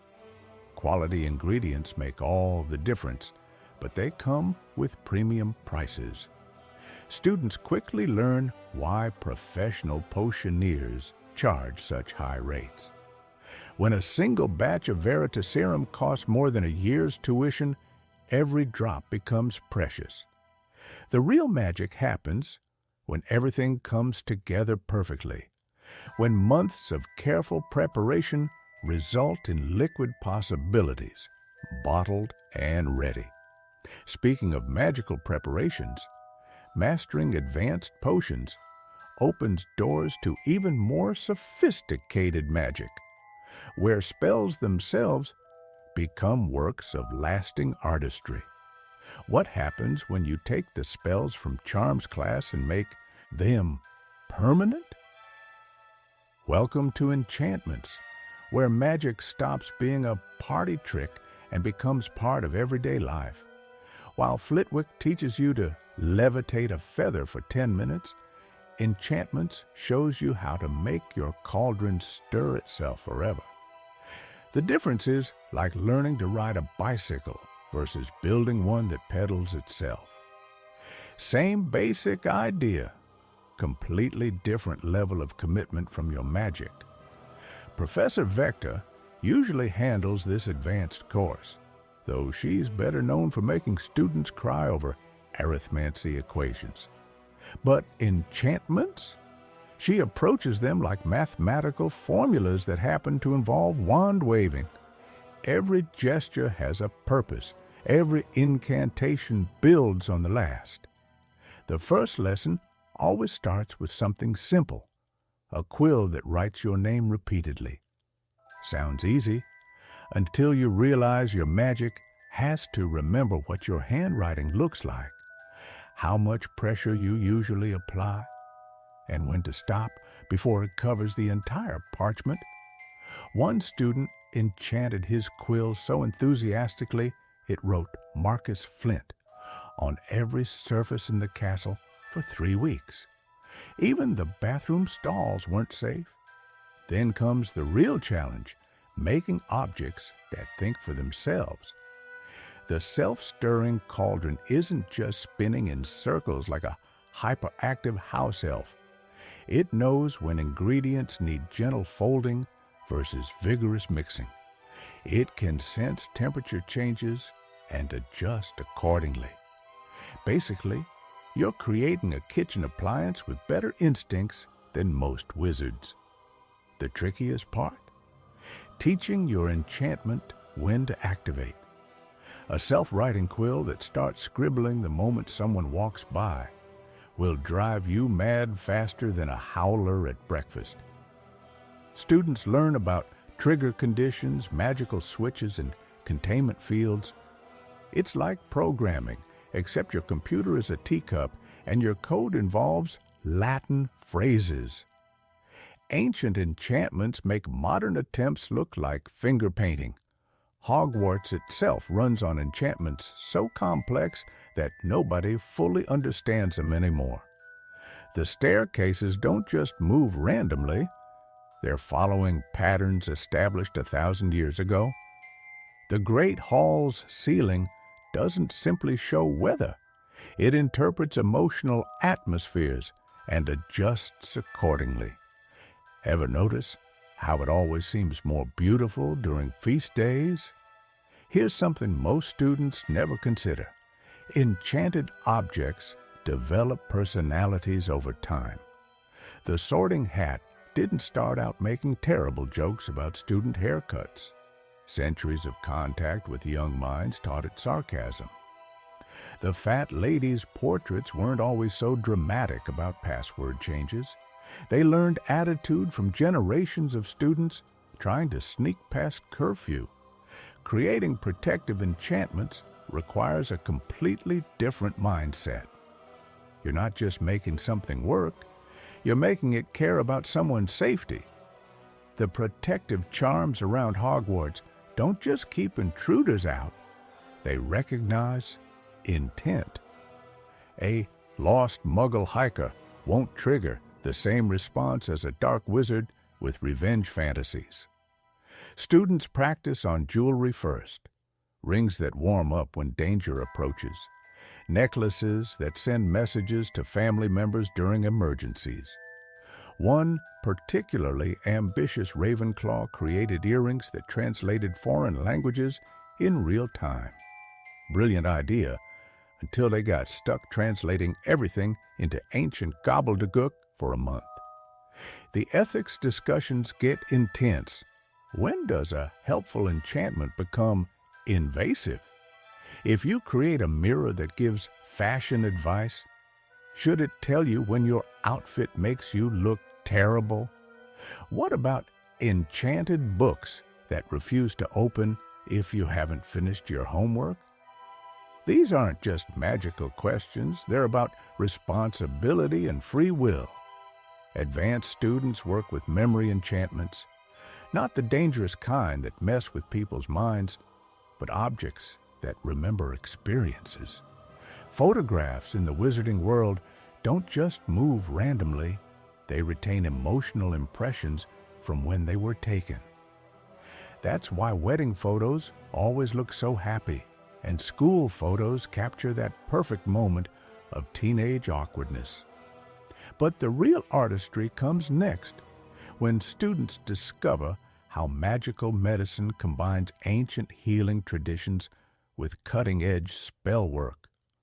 Most students think they know magical creatures after meeting a few bowtruckles and feeding some hippogriffs. But Hagrid's advanced creature studies? That's where the real magic happens. We're talking about being so extraordinary that even experienced wizards get nervous around them. Take nifflers, for instance. Sure, they look adorable with their platypus-like appearance and pouchy bellies, but here's what most people don't realize. These little gold diggers are basically the magical world's most efficient treasure hunters. A single niffler can locate precious metals buried 3 feet underground from 50 yards away. Their pouches? They work like magical storage units, holding far more than physics should allow. Newt Scamander once pulled an entire chandelier out of one. Makes you wonder what else is rattling around in there, right? Then there's the moon calves. These ethereal creatures only emerge during full moons to perform their mysterious mating dance. Students often dismiss them as boring because they're shy and hard to spot. Well, here's the kicker. Their silvery dung is one of the most valuable substances in the wizarding world. One fresh pile can fetch more galleons than most wizards make in a month. Suddenly, those midnight creature-watching sessions don't seem so tedious. But the real challenge comes with creatures that test your courage and patience simultaneously.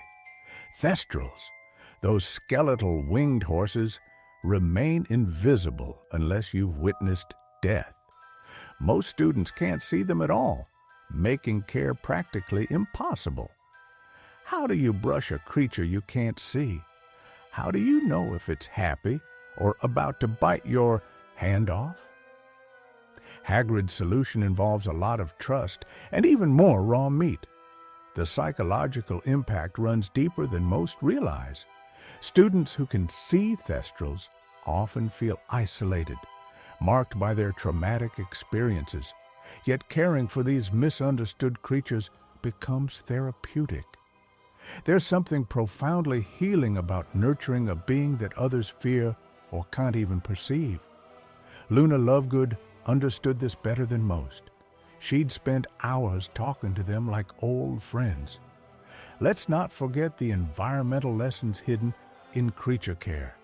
Magical ecosystems are incredibly delicate. Disturb one species, and the ripple effects spread everywhere. Acromantulas, despite being terrifying giant spiders, actually control populations of smaller magical pests. Remove them, and suddenly you've got an infestation of Cornish pixies destroying everything in sight. It's like magical environmental science, but with more potential for being eaten. The patience required borders on superhuman, blast-ended scroots, Hagrid's infamous crossbred creations have no visible heads, tails that explode, and attitudes worse than hippogriff teenagers. Students spend months figuring out which end bites and which end burns. Most creatures come with instruction manuals. Scroots come with burn salve and prayers. But here's where things get fascinating: the emotional intelligence development. Caring for magical creatures teaches empathy in ways textbooks never could. You learn to read body language across species, to communicate without words, to earn trust from beings that have every reason to fear humans. These skills translate into better relationships with people too. Students who excel in creature care often become natural leaders and mediators. The conservation angle adds another layer entirely. Many magical creatures face extinction due to habitat loss and fear. Wizards have hunted unicorns for their blood, dragons for their hide, and phoenixes for their feathers. Students learning proper creature care become the next generation of conservationists, protecting species that muggles don't even know exist. Some creatures challenge everything you thought you knew about intelligence. Bowtruckles can pick locks better than most thieves. House elves demonstrate magic that puts wizards to shame. Makes you question who's really the superior species, doesn't it? Advanced creature studies ultimately teaches respect for life in all its bizarre, dangerous, beautiful forms. Every creature has a purpose, even if we don't understand it yet. Speaking of purposes we don't understand, there's an entire field of magic dedicated to deciphering ancient symbols and forgotten languages that hold secrets most modern wizards have completely forgotten about. There's something almost mystical about alchemy that makes it feel like magic within magic. While other subjects at Hogwarts focus on specific spells or creatures, alchemy dives into the very essence of transformation itself. It's the art of turning one thing into something completely different. And we're not just talking about turning a mouse into a snuff box here. Nicolas Flamel didn't become famous for his good looks. This legendary alchemist created the Philosopher's Stone, an object so powerful it could grant immortality and turn any metal into pure gold. Talk about the ultimate life hack. But here's what most people don't realize. Alchemy isn't just about creating shiny objects or living forever. It's about understanding the fundamental nature of matter and magic combined. The first thing students learn is that alchemy operates on completely different principles than regular magic. Your typical spell might last a few hours or days, but alchemical transformations, they're permanent. Once you've successfully transmuted lead into gold through alchemical means, that gold stays gold. No spell wearing off at midnight like some magical Cinderella story. Professor Vector often collaborates with the alchemy instructor because numbers play a crucial role in this ancient art. Every element has its numerical signature. Every transformation follows mathematical patterns that would make arithmancy students weep with joy. The precision required makes potions class look like finger painting by comparison. Students spend months learning about the 4 classical elements, not the periodic table kind, but the alchemical earth, air, fire, and water. These aren't just substances, they're fundamental forces that shape reality itself. Earth represents stability and form, air brings movement and change, fire provides energy and transformation, while water flows with adaptability and dissolution. Then there's the whole concept of balance. Alchemists believe that everything in existence seeks equilibrium. Disease occurs when elements fall out of balance. Aging happens when fire dims and earth becomes too prominent. And magical exhaustion strikes when a wizard's internal elements become misaligned.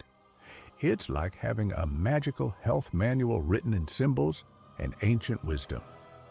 The laboratory work is where things get really interesting.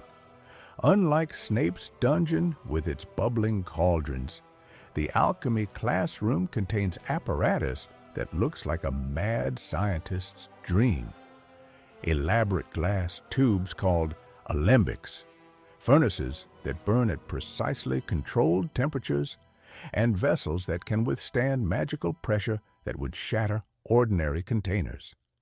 But perhaps the most fascinating aspect is how alchemy bridges the magical and mundane worlds. Muggle scientists spent centuries trying to turn base metals into gold. They called themselves alchemists too. The difference is that wizard alchemists actually figured out how to do it. They just kept it secret because flooding the world with gold would crash every economy faster than you could say Gringotts. Every successful alchemical transformation requires what practitioners call the philosophical understanding, grasping not just how something changes, but why it wants to change. Lead doesn't resist becoming gold. It yearns for that transformation. Iron dreams of becoming silver. Understanding these desires is half the battle. Students also learn that the ultimate goal isn't really about creating gold or achieving immortality. Those are just side effects. The true purpose of alchemy is personal transformation, becoming the best possible version of yourself through understanding the deepest mysteries of existence. No wonder Flamel lived for over 600 years. He had plenty of time to figure himself out. Advanced students attempt creating their own minor philosopher's stones, not the real deal that grants immortality, but smaller versions that can perform limited transmutations. Most manage to turn a copper coin silver, which isn't exactly world-changing, but makes for impressive party tricks at Hogwarts gatherings.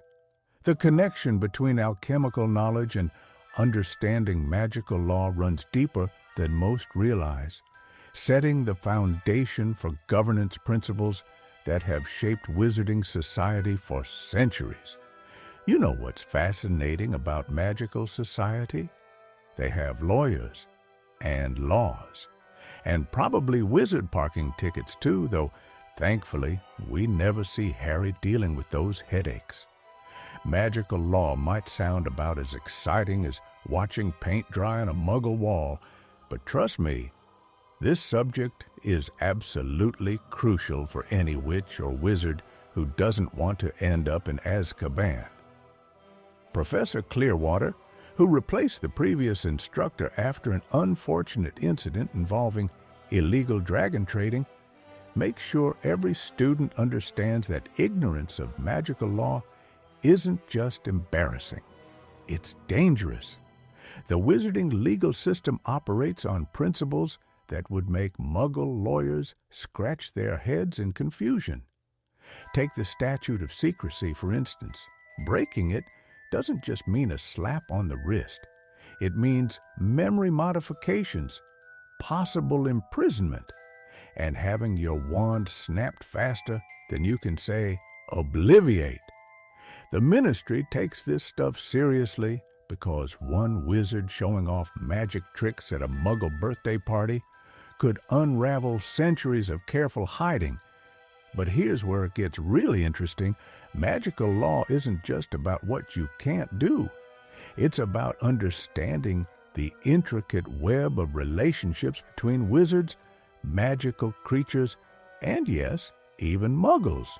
Students learn about the werewolf code of conduct, which sounds bureaucratic until you realize It's literally keeping people like Lupin from being thrown in prison just for existing. The law becomes personal when you understand its impact on real lives. Then there's the International Confederation of Wizards, which basically functions like the United Nations, but with more pointy hats and fewer translation issues. Thanks to magic, language barriers disappear, but cultural differences, those create legal nightmares that make Brexit negotiations look simple. Different countries have wildly different approaches to magical creatures, dark arts, and even basic spell usage. Students often joke that magical law is more twisted than the staircases at Hogwarts, and they're not wrong. The legal precedent system relies heavily on cases that date back centuries. Imagine trying to apply a ruling from 1500 about proper cauldron thickness to modern self-stirring models. The complexity would give Hermione a headache, and that's saying something. One of the most eye-opening aspects involves magical creature rights. House elves, centaurs, goblins, and merpeople all exist in different legal categories with varying protections and restrictions. The Goblin rebellions weren't just about gold, they were fundamentally about legal recognition and equal treatment under wizarding law. When students learn about these historical conflicts, they start understanding that magical law shapes society in profound ways. The courtroom procedures themselves blend ancient tradition with practical necessity. Veritaserum testimonies carry enormous weight, but administering truth serum requires strict legal protocols. Memory extraction through pensive evidence revolutionized magical trials, though it raises ethical questions that would make philosophy professors weep with joy. How do you cross-examine a memory? What happens when recollections contradict physical evidence? Criminal law covers everything from minor jinx mishaps to unforgivable curses, with punishments ranging from community service to life imprisonment.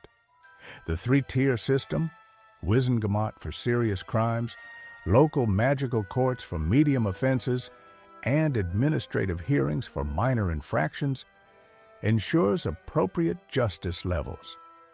Though Harry's underage magic hearing proves the system isn't always fair or unbiased, students discover that magical contracts carry literal weight.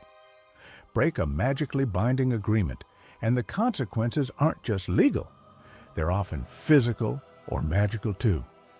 The Goblet of Fire exemplified this perfectly when Harry couldn't withdraw from the Triwizard Tournament despite not entering voluntarily.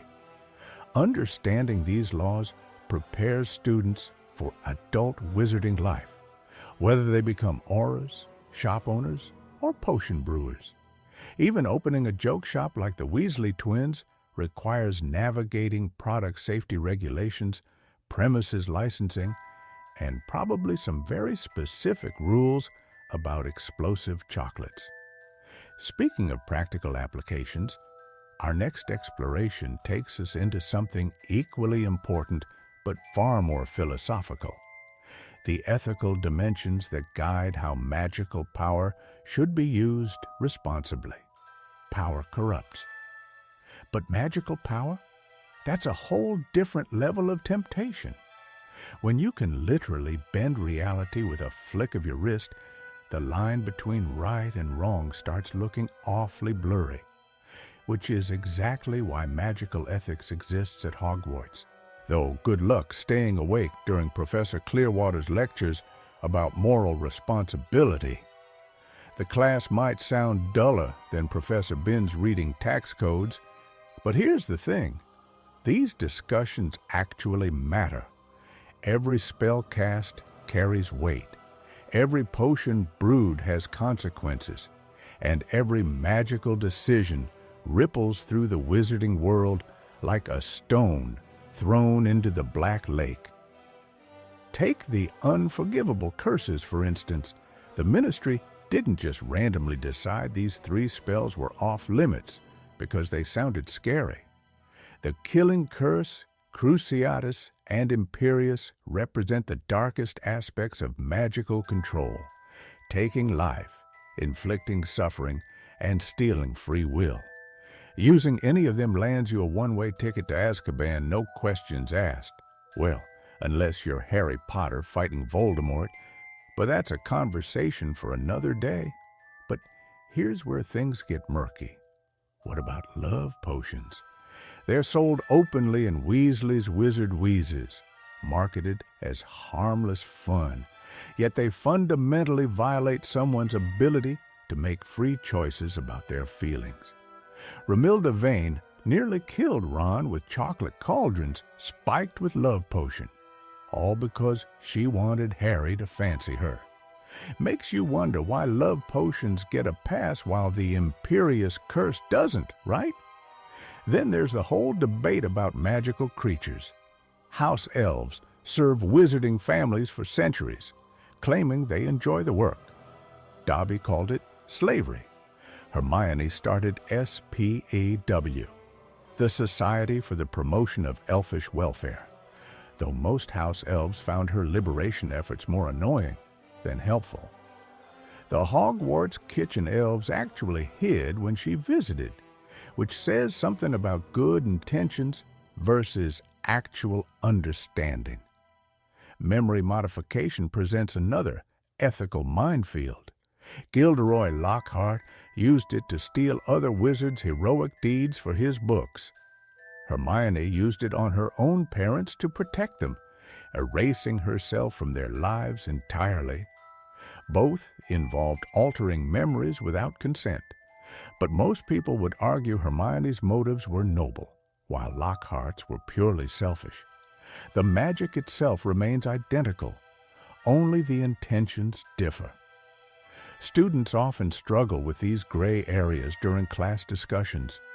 Professor Clearwater loves presenting scenarios that have no clear answers. What if you could save 10 lives by sacrificing one? Is it acceptable to use dark arts against dark wizards? Should magical knowledge be freely shared with muggles? Or does the statute of secrecy protect everyone? These questions don't have neat solutions tucked away in textbooks. The most heated debates usually center around Snape's actions. Was he ultimately good or evil? He killed Dumbledore, but on Dumbledore's orders. He bullied students, but protected them from worse fates. He loved Lily Potter, but joined the Death Eaters who murdered her. Snape embodies the complexity of moral choices, showing how people can, simultaneously, commit terrible acts while serving noble purposes. Even seemingly harmless magic raises ethical concerns. Veritaserum forces people to tell the truth, violating privacy and mental autonomy. Polyjuice Potion enables identity theft and deception. Apparition allows wizards to escape consequences that muggles must face. The Fidelius Charm can hide entire families, but also enables cowards to abandon responsibilities. What makes these discussions particularly fascinating is how they reflect real-world ethical dilemmas. Replace magic with technology, and suddenly you're debating artificial intelligence, genetic engineering, and digital privacy. The wizarding world's moral challenges mirror our own. They just happen to involve cauldrons instead of computers.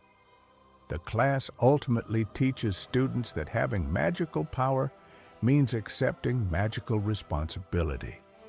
Every witch and wizard must grapple with these questions throughout their lives, making choices that define not just their character, but the entire magical community's future. Speaking of defining moments, nothing shapes a wizard quite like their relationship with their wand. The bond between witch and wood reveals secrets that go far beyond simple spell casting. Every wizard knows their wand chooses them, but how many actually understand why? The relationship between wizard and wand goes far deeper than most students realize when they first grip that piece of wood at Ollivander's. It's not just a tool you wave around to cast spells. Think about it this way. Your wand is basically your magical business partner. You wouldn't pick a business partner randomly, would you? Well, neither does your wand. The wood itself tells half the story. Oak wands favor wizards with strength and courage. No surprise there, considering oak trees can live for centuries. Willow wands, on the other hand, gravitate toward those with healing potential. It's like the tree's personality lives on in the wand. Hollywood, famous for being Harry Potter's wand wood, traditionally chooses wizards who need help overcoming anger and impulsiveness. Makes you wonder if the wand was trying to teach Harry something from day one, doesn't it? But here's where it gets really fascinating. The core, that's the magical bit inside, determines how your spells actually work. Dragon heartstring cores are the most powerful, but also the most temperamental. They're like that brilliant friend who's amazing when they're in a good mood, but absolutely terrible when they're not. Phoenix feather cores are rare and picky, capable of the greatest range of magic. Unicorn hair cores are the most faithful. They're practically impossible to turn to dark magic, though they might sulk a bit if you try. Length matters too, though not in the way you might think. Longer wands often choose wizards with bigger personalities, or those who favor dramatic, sweeping spell work. Shorter wands prefer precise, elegant magic. It's not about the size of the wizard. It's about the style of magic they'll perform. The flexibility of a wand reveals something about both the wood and the wizard. A rigid wand suggests an unyielding nature, while a flexible wand indicates adaptability. Supple wands work well with wizards who are willing to learn and change. Ollivander could tell you stories about how a wand's flexibility often mirrors its owner's personality perfectly. What most people don't realize is that wands actually grow stronger with their owners over time. The magic creates a bond that deepens with each spell cast together. That's why borrowed wands never work quite as well. You're basically asking someone else's magical partner to help you out. They'll do it, but reluctantly. The famous wand makers each have their own secrets too. The Ollivander family has been perfecting their craft for centuries, keeping detailed records of every wand they've ever made and who it chose. Grigorovich, the European wand maker, was known for experimenting with unusual core materials.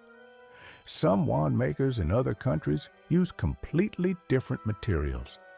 African wand makers sometimes use thunderbird tail feathers, while Japanese wand makers favor cores from magical sea creatures. Here's something that'll blow your mind. Wands can actually change allegiance, not easily and not often, but it happens. The Elder Wand is famous for this, switching loyalty to whoever defeats its previous owner. Most wands aren't nearly that fickle, but they can be won through magical combat or even just borrowed so often that they start to prefer their new user. The most powerful wands often have the most complex personalities. They might test their wizards, refuse to work for certain spells, or even break themselves rather than perform dark magic. It's like having a conscience made of wood and magic. Some wizards never fully connect with their first wand and end up getting a second one later in life. Others form such strong bonds that their wands become almost like extensions of their own magical core. But what happens when that carefully crafted relationship between wizard and wand gets complicated by the mathematics of magic. The precision required in wand lore connects directly to something even more exact. Magic doesn't just happen in classrooms and cauldrons. It flows through the very ground beneath Hogwarts, spreads across continents like invisible rivers, and shapes entire civilizations in ways most wizards never realize. Geography isn't just about drawing maps or memorizing capital cities when you're dealing with magical territories.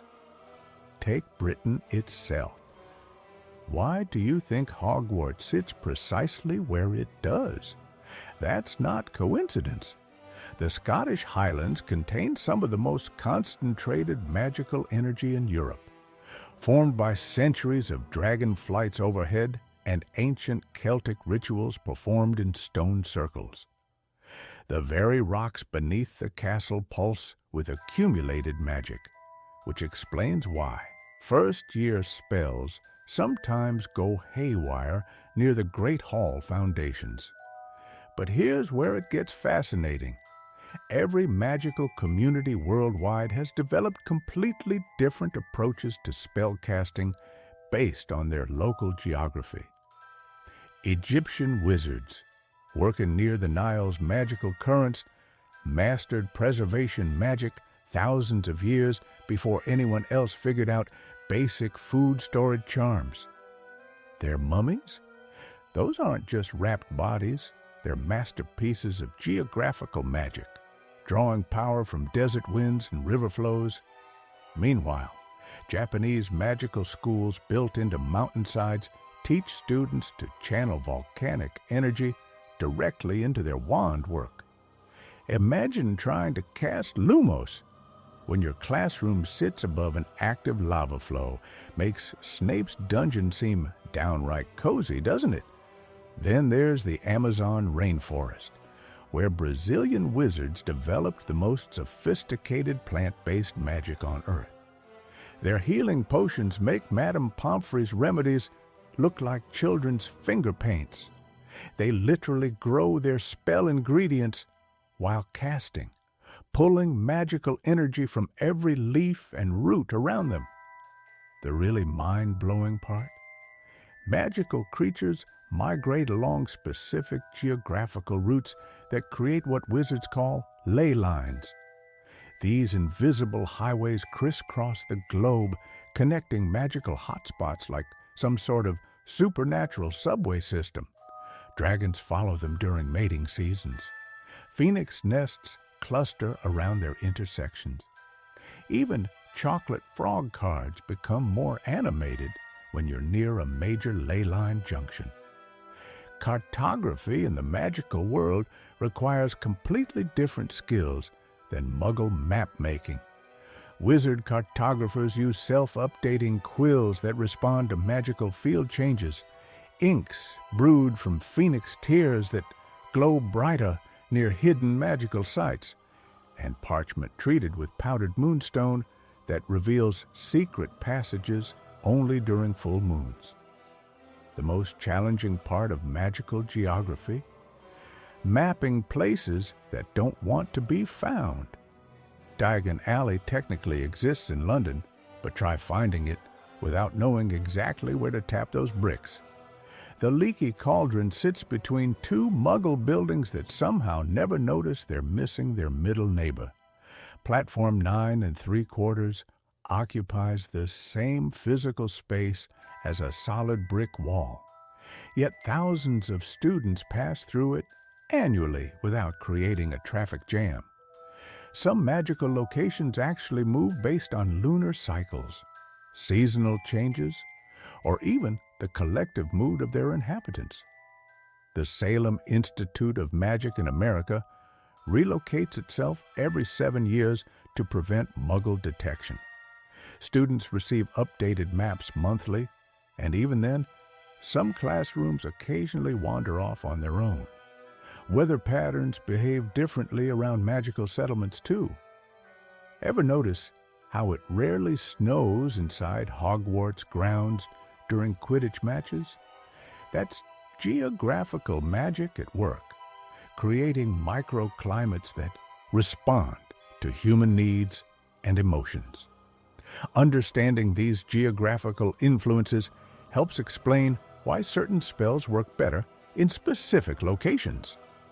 Patronus charms cast near Scottish lochs tend to be stronger and last longer.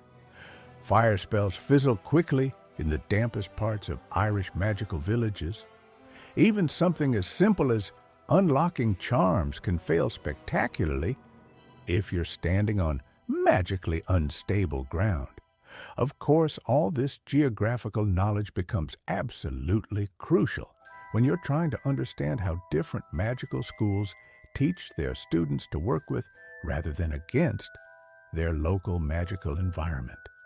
Dark arts knowledge at Hogwarts walks a razor-thin line between education and temptation. Professor after professor has tried to teach students about the darkest magic without actually crossing into dangerous territory.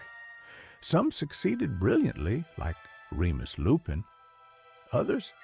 Well, let's just say Mad-Eye Moody's approach of demonstrating unforgivable curses on spiders probably wouldn't pass today's teaching standards.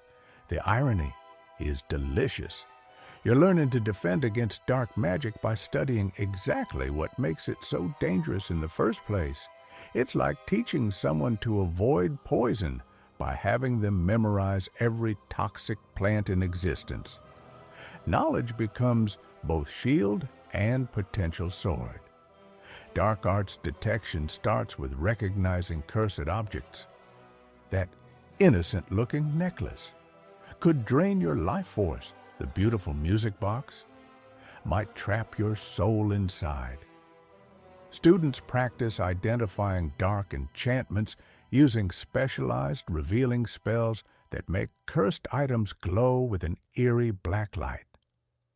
The classroom suddenly looks like a Halloween decoration store gone wrong. But here's where things get genuinely unsettling. Dark magic leaves traces on everything it touches.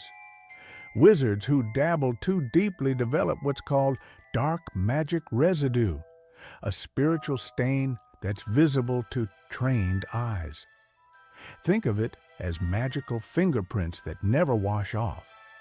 Some professors could spot a student who'd been experimenting with forbidden spells from across the Great Hall. Counter curses require understanding the original curse's structure. You can't simply wave a wand and hope for the best.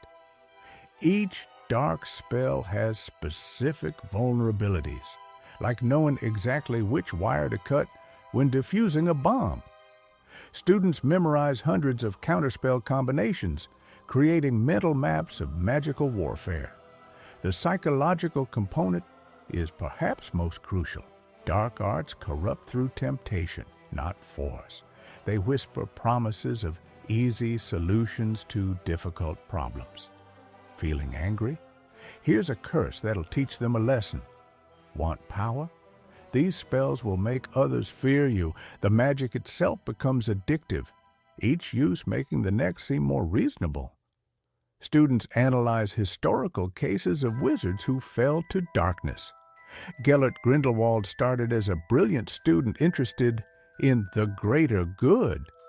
Tom Riddle was head. Boy, charming and accomplished. The pattern repeats.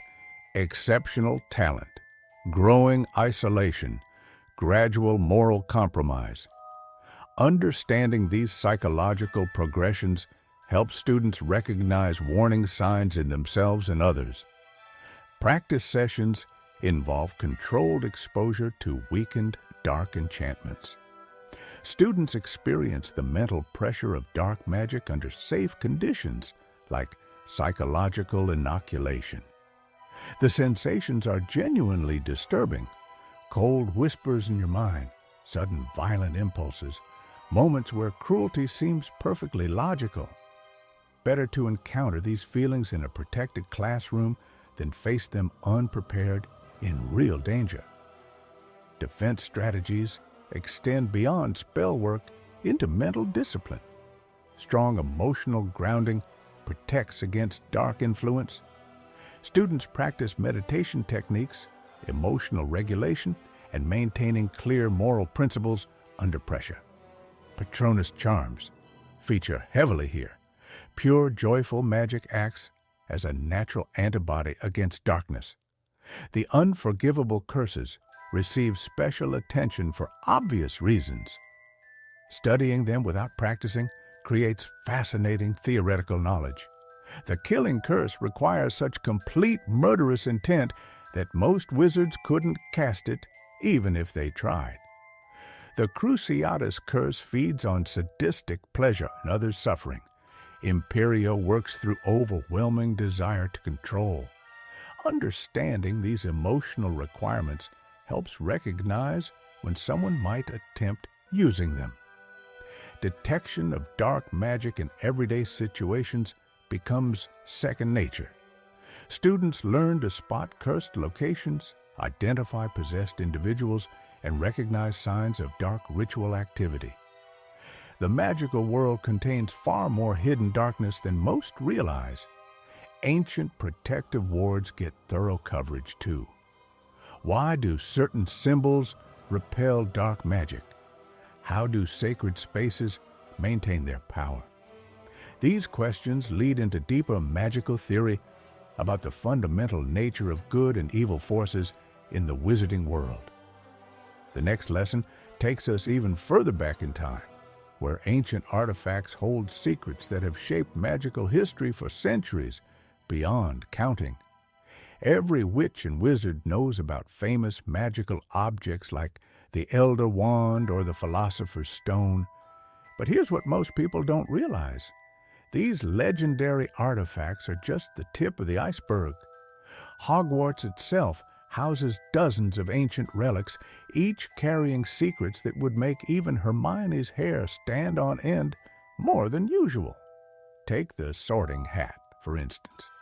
Most students think it's simply a talking hat that decides which house you belong to. Wrong. The hat contains the combined knowledge and memories of all four Hogwarts founders, making it potentially the most intelligent object in the entire castle.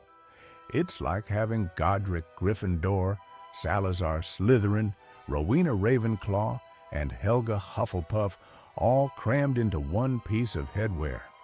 Talk about a crowded mind. But that's nothing compared to what lies hidden in the room of requirement. When students needed a place to hide things over the centuries, they didn't just shove broken quills and old socks in there. They left behind artifacts that would make Borgin and Burkes weep with joy. Cursed jewelry, enchanted mirrors, ancient spell books. The room became an accidental museum of dangerous magical history. Well, here's where things get really interesting. Many artifacts don't just sit there looking pretty like Lockhart's portraits. They actively influence their surroundings. The Mirror of Erist doesn't just show your deepest desire. It can trap people in endless loops of longing. Students have been found standing there for days, completely mesmerized by what they see. It's like the magical equivalent of doom scrolling, except potentially fatal. Then there are the more subtle artifacts. The Marauder's map might seem like a clever prank tool, but it represents something far more significant.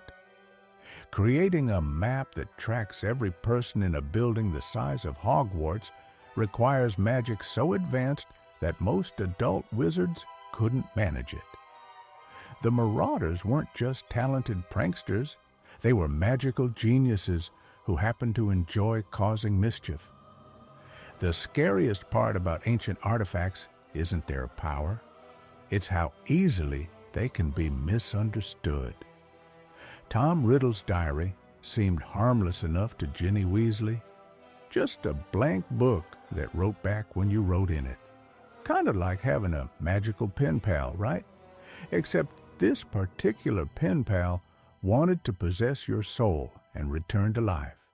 Minor detail, really, What makes artifact study so crucial is learning to recognize the difference between genuinely helpful magical objects and those with darker intentions. Protective amulets and cursed necklaces can look remarkably similar. The difference might be a tiny rune carved on the back or the way the metal feels slightly warm to the touch versus unnaturally cold.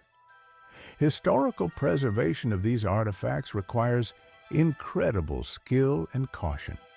Curse breakers like Bill Weasley spend years learning how to safely handle objects that could kill them with a single touch.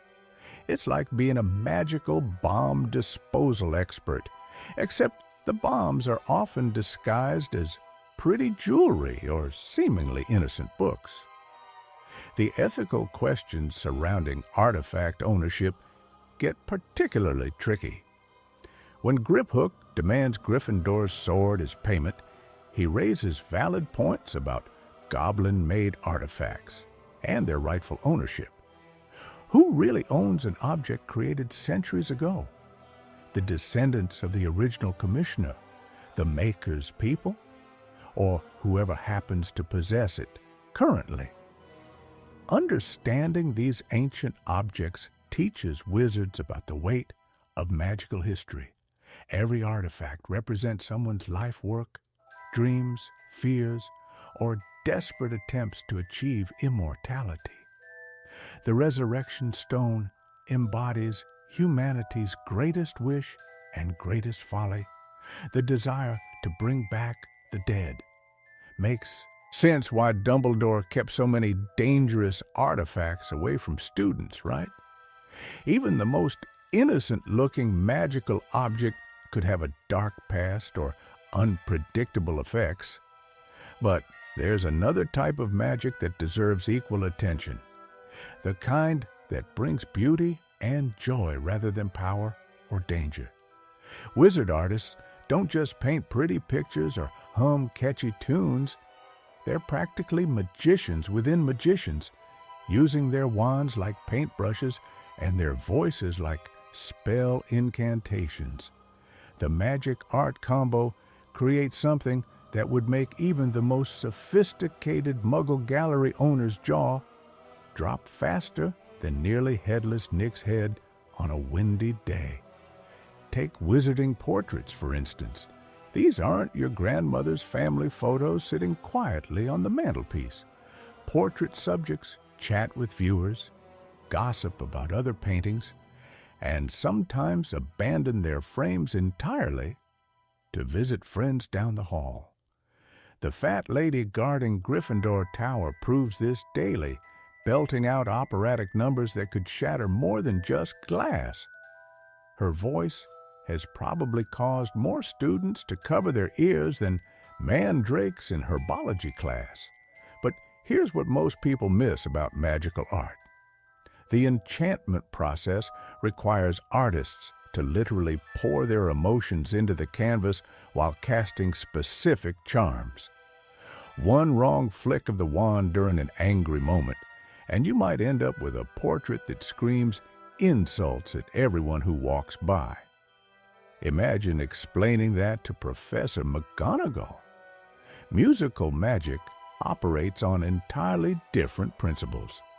Celestina Warbeck, the singing sorceress, doesn't just perform songs. She weaves actual spells into her melodies.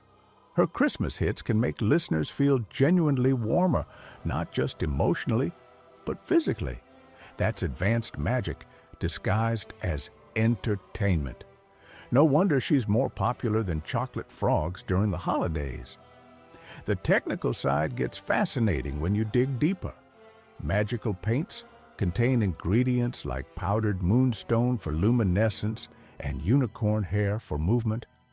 Artists literally shop at apothecaries alongside potioneers, creating supply shortages that make Snape grumpier than usual. Well, grumpier than his baseline level of perpetual irritation. Then there's sculptural magic, which makes Michelangelo look like he was working with training wheels. Wizard sculptors can create statues that dance, gargoyles that actually guard buildings, and chess pieces that develop genuine personalities. The giant chess set that protected the Philosopher's Stone wasn't just clever enchantment. It represented centuries of magical artistic tradition. Musical instruments in the wizarding world deserve their own category entirely. Self-playing pianos tinkle away in common rooms, while magical harps can literally lull three-headed dogs to sleep. Fluffy wasn't immune to poor musicianship either. One wrong note and those jaws would snap shut faster than a first-year's cauldron lid during a potion's disaster. The creative process itself blends inspiration with precise spell work. Artists must maintain emotional authenticity while executing complex charms, similar to brewing Felix Felicis while writing poetry. One moment of distraction, and your masterpiece might end up looking like something Crabbe would produce during art therapy. Wizarding literature adds another dimension entirely. Books that read themselves aloud, quills that write automatically, and poetry that rearranges itself based on the reader's mood. Tom Riddle's diary showed the darker potential of literary magic, proving that even artistic expression can harbor sinister purposes when twisted properly. Performance art reaches extraordinary heights in magical society. Street performers in Diagon Alley juggle actual fire, make flowers bloom instantly, and create illusions that would leave Houdini questioning his career choices. These aren't tricks. They're genuine magical artistry that transforms ordinary moments into wonder. The connection between emotion and magical art runs deeper than technique alone. Happy memories create brighter colors, while sadness produces haunting melodies that linger long after the performance ends. Artists essentially become emotional alchemists, transforming feelings into tangible magical experiences. Training magical artists requires specialized instruction combining traditional artistic techniques with advanced spell work. Students learn color theory alongside charm theory, composition rules next to incantation pronunciation. It's like attending art school and Hogwarts simultaneously, with twice the homework and triple the creative possibilities. The wizarding world's artistic legacy influences everything from architecture to everyday objects. But magical creativity extends far beyond pretty decorations, leading us into the realm where innovation meets necessity. Ever wondered how new spells actually come to exist? Someone had to invent Expelliarmus, right? Well, spell invention is one of Hogwarts' most exclusive courses, and frankly, it's where the real magic happens. Creating a spell isn't like following a recipe from your grandmother's cookbook. It's more like being a magical scientist mixed with an artist who's had way too much coffee. Students start by understanding the fundamental principles behind existing spells before they even think about crafting something new. The first lesson always begins with Professor Clearwater explaining the three pillars of spell creation: intent, incantation, and implementation. Intent is what you want the spell to do. Incantation is the magical words that make it happen. Implementation is the wand movement and magical energy needed to bring it all together. Sounds simple enough until you realize getting all three perfectly aligned is harder than passing Snape's potions class while blindfolded.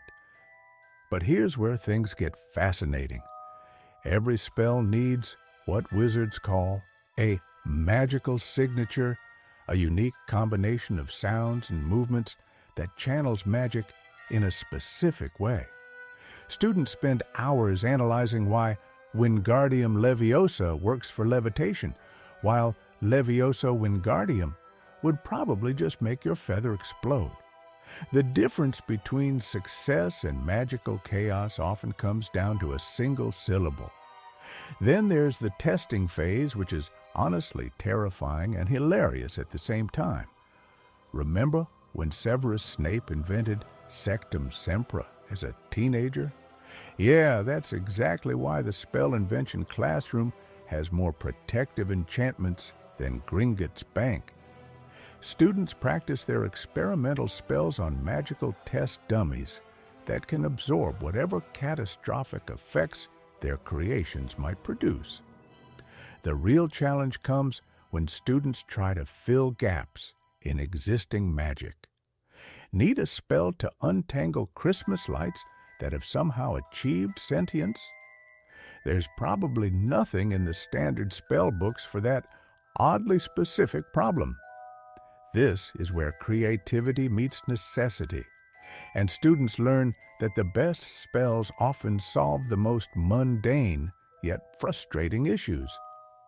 Professor Clearwater loves sharing stories about famous spell inventors who started as students. Apparently, the wizard who created the bubblehead charm was just tired of his roommate's smelly socks.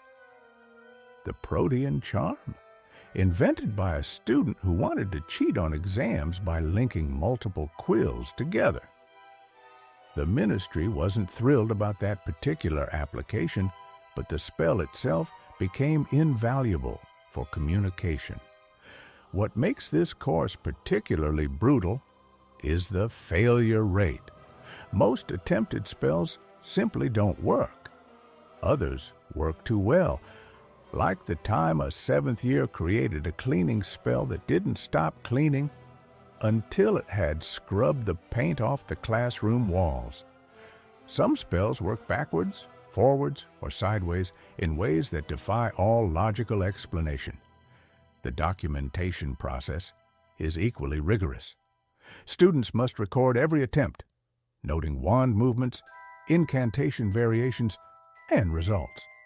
Failed experiments get just as much attention as successful ones because understanding why something doesn't work is often more valuable than knowing why it does.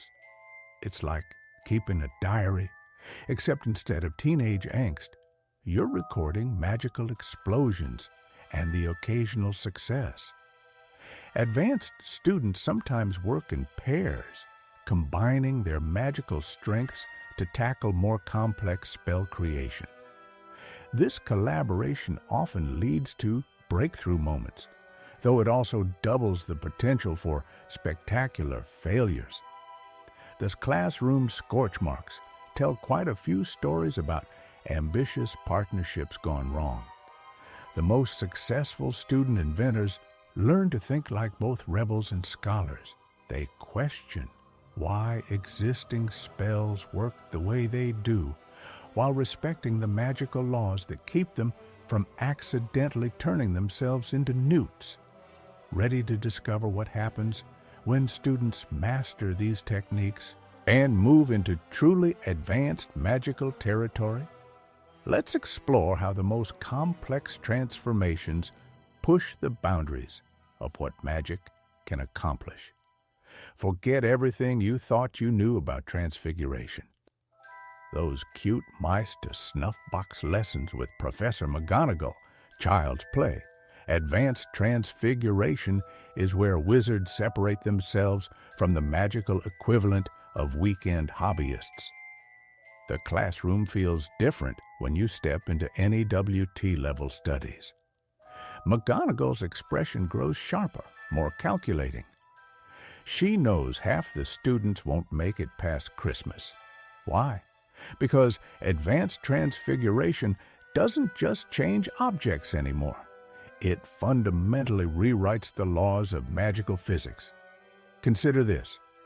Basic Transfiguration asks you to turn a matchstick into a needle. Advanced Transfiguration? You're transforming living creatures into inanimate objects and back again without killing them. The margin for error shrinks to practically nothing. One miscalculated wand movement and that rabbit you're practicing on might end up permanently half chair, half mammal. Not exactly the kind of mistake you can laugh off in the common room. But the real crown jewel of advanced transfiguration isn't complex object manipulation. It's animagus transformation, the ability to become an animal at will. Only registered animagi exist in Britain during Harry's time, and 3 of them happen to teach at or frequent Hogwarts. Coincidence? Hardly. The process takes years to master safely. Students begin by holding a single mandrake leaf in their mouth for an entire month. Miss a single day? Start over? Swallow it accidentally during a particularly exciting Quidditch match? Back to square one. James Potter probably went through dozens of leaves before successfully keeping one intact for 31 days straight. Then comes the waiting. Every sunrise and sunset, you recite the same incantation while pointing your wand at your heart. The potion brewing simultaneously requires daily additions during electrical storms. Living in Scotland helps with that requirement, but imagine explaining to your roommates why you're racing outside every time lightning strikes. What makes animagus transformation particularly fascinating is its deeply personal nature. Your animal form reflects something fundamental about your magical essence. McGonagall becomes a tabby cat, independent, observant, and surprisingly agile for her age. Professor Sprout, hypothetically, might become something nurturing yet resilient. Sirius Black's large black dog form perfectly matched his loyal but slightly rebellious personality. The transformation itself defies conventional magical theory. Your human consciousness remains intact while gaining animal instincts and abilities. Sirius could slip through Azkaban's bars not because Dementors couldn't detect him, but because his emotional state as a dog differed so dramatically from human despair that he became virtually invisible to them. Here's where it gets tricky. Illegal animagi face serious consequences, but registration comes with its own problems. The ministry records every detail about your animal form, making covert operations nearly impossible. Rita Skeeter's unregistered beetle transformation allowed her to eavesdrop on private conversations for years. Without registration, she maintained the perfect cover for investigative journalism, albeit highly unethical investigative journalism. Advanced students also study human transfiguration, temporarily altering physical features without permanent consequences. Hair color changes, facial modifications, even height adjustments become possible with sufficient skill. It's essentially magical cosmetic surgery, but reversible and significantly less expensive than Muggle alternatives. The psychological aspects prove equally challenging. Successful advanced transfiguration requires absolute confidence in your magical abilities combined with precise emotional control. Doubt creates instability. Fear causes dangerous magical feedback. Overconfidence leads to spectacular, often explosive failures that require immediate medical attention. McGonagall's advanced classes produce some of the wizarding world's most respected professionals. Healers use human transfiguration for reconstructive procedures. Aurors employ animal transformation for surveillance work. Even curse breakers benefit from understanding advanced principles when dealing with particularly nasty protective enchantments on ancient treasures. Students who master these concepts gain something beyond impressive magical skills. They develop an intuitive understanding of magic's deeper currents. This knowledge becomes invaluable when facing challenges that require creative solutions rather than textbook answers. Of course, not every advanced technique involves dramatic transformations. Sometimes the most sophisticated magic appears deceptively simple, like the healing arts practiced in the hospital wing, where precise magical knowledge literally saves lives. When most people think about magical careers, they dream of becoming aurors or professional Quidditch players. But honestly, the real heroes of the wizarding world might just be the magical medics working behind the scenes. These are the wizards who patch you up after a whomping willow encounter or figure out how to reverse whatever experimental potion you decided to test on yourself. Magical medicine isn't just waving a wand and saying, "Feel better." It's a complex field that combines the precision of potions with the finesse of charms, plus a healthy dose of diagnostic wizardry that would make even Hermione's head spin. Let's start with the basics. Healing spells require incredible focus because you're literally manipulating living tissue. One wrong flick of your wand during a bone-mending charm, and suddenly your patient has an extra elbow where their shoulder used to be. Not exactly the kind of mistake you can laugh off at dinner parties. The most fundamental healing charm is Episki, which handles minor injuries like broken noses or split lips. Tonks used it on Harry's face after that delightful encounter with Draco's boot. But here's what's fascinating. The spell doesn't actually create new tissue.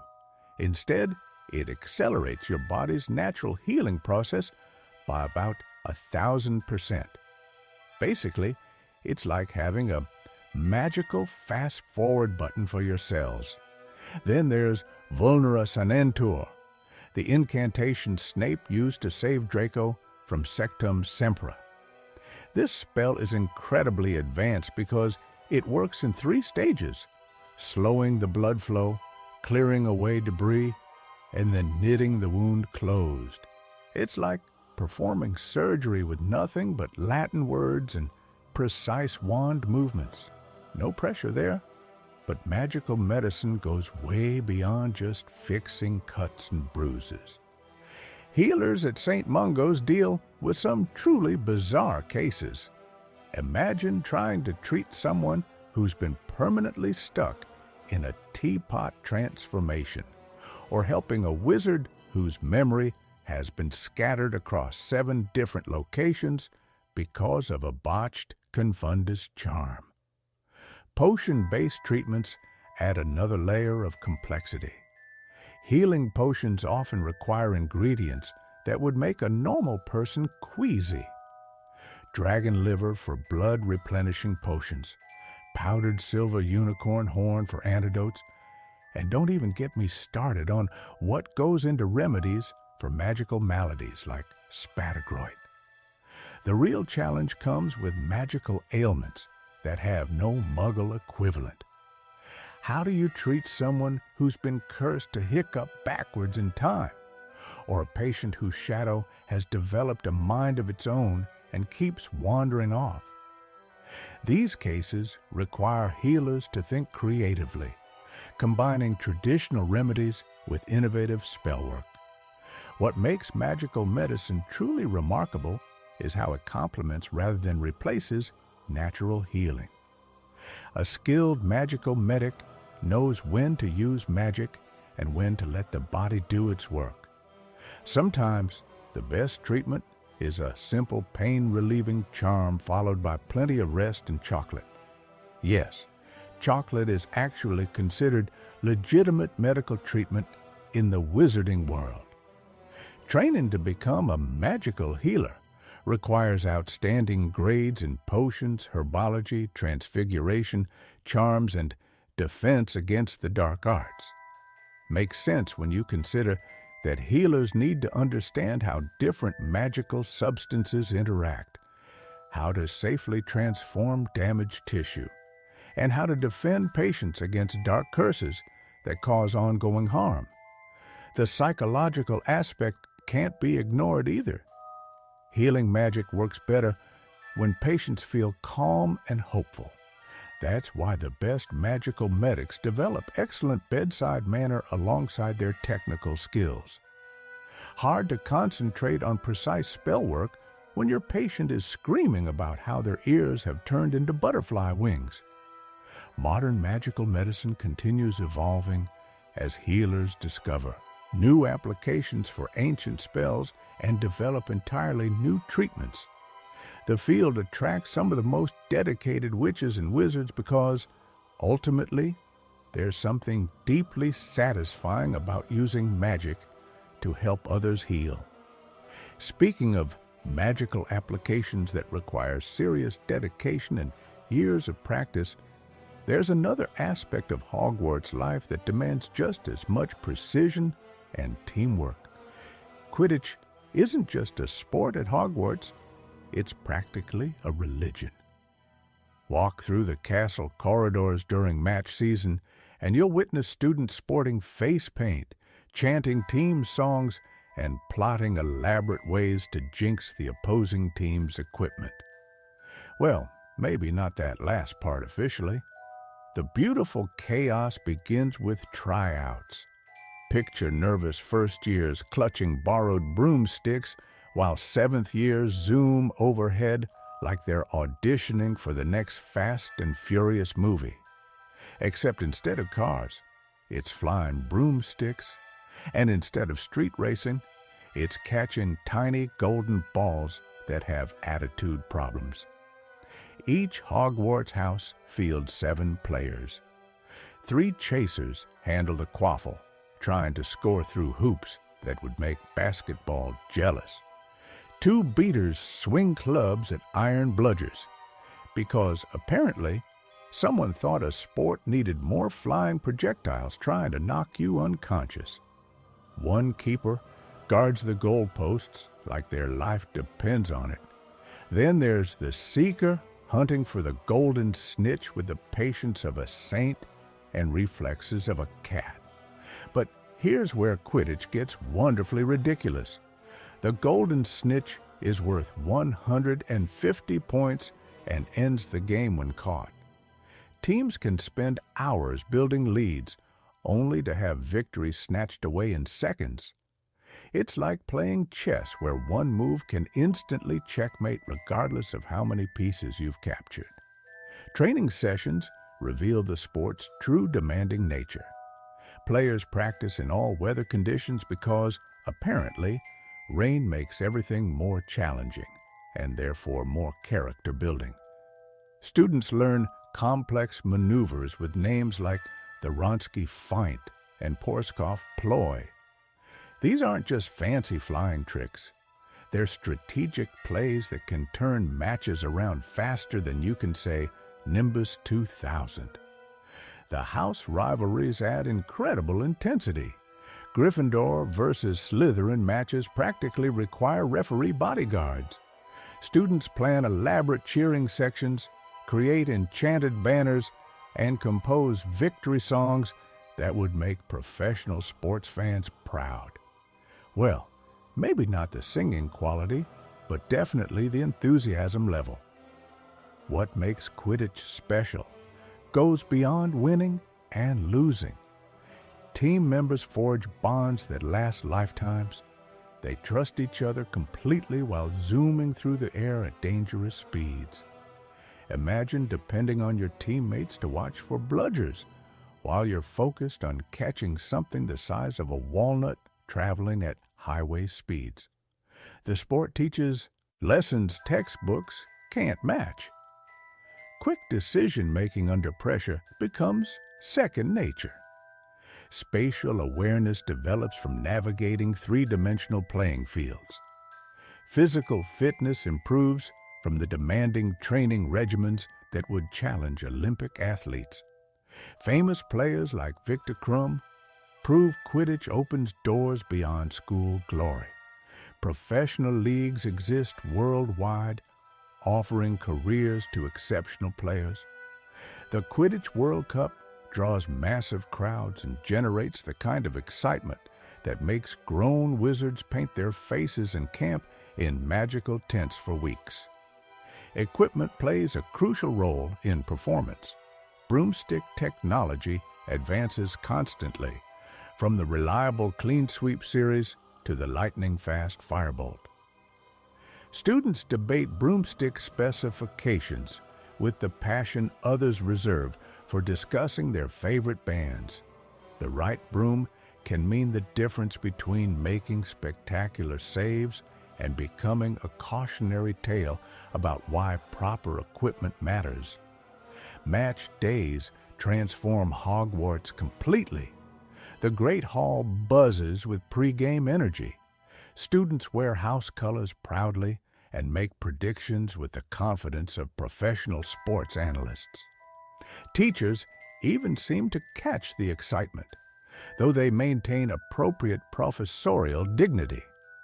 Injuries happen frequently enough to keep Madame Pomfrey busy throughout the season.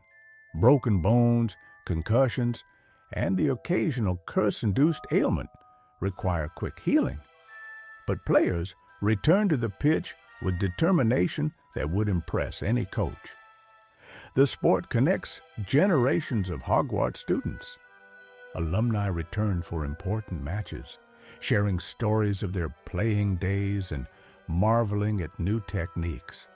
Parents cheer from the stands, remembering their own Quidditch glory days, while watching their children soar through familiar skies.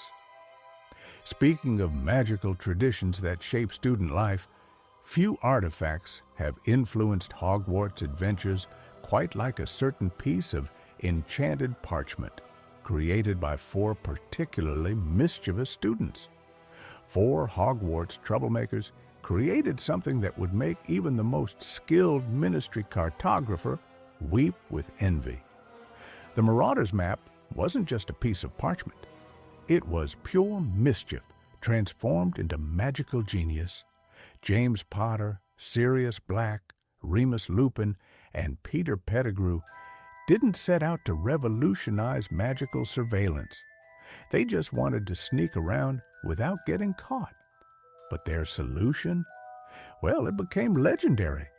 These students managed to map every corridor, every secret passage, and every hidden room in Hogwarts Castle. That's like perfectly memorizing a building that actively tries to confuse you. The technical brilliance behind this map would make even Hermione jealous. Creating enchantments that track every living person in real time requires magic most adult wizards couldn't dream of mastering. The Marauders had to develop spells that could penetrate disillusionment charms, see through invisibility cloaks, and distinguish between humans, ghosts, and pets. But here's where it gets really impressive. They made it password protected with personality. Try to access it without the right phrase, the map insults you. Severus Snape learned this the hard way when the parchment basically told him to mind his own business in the most creative ways possible.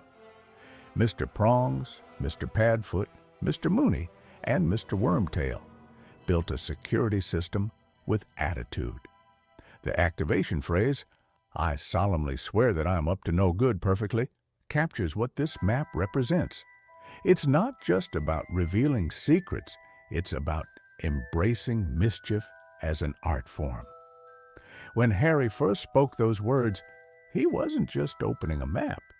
He was joining a legacy of rule bending that stretched back decades.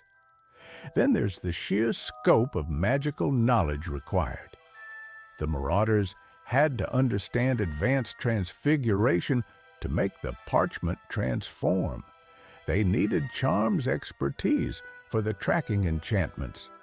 Potions knowledge probably helped create the special inks. And their understanding of Hogwarts' magical defenses had to be absolutely encyclopedic. What makes this even more remarkable?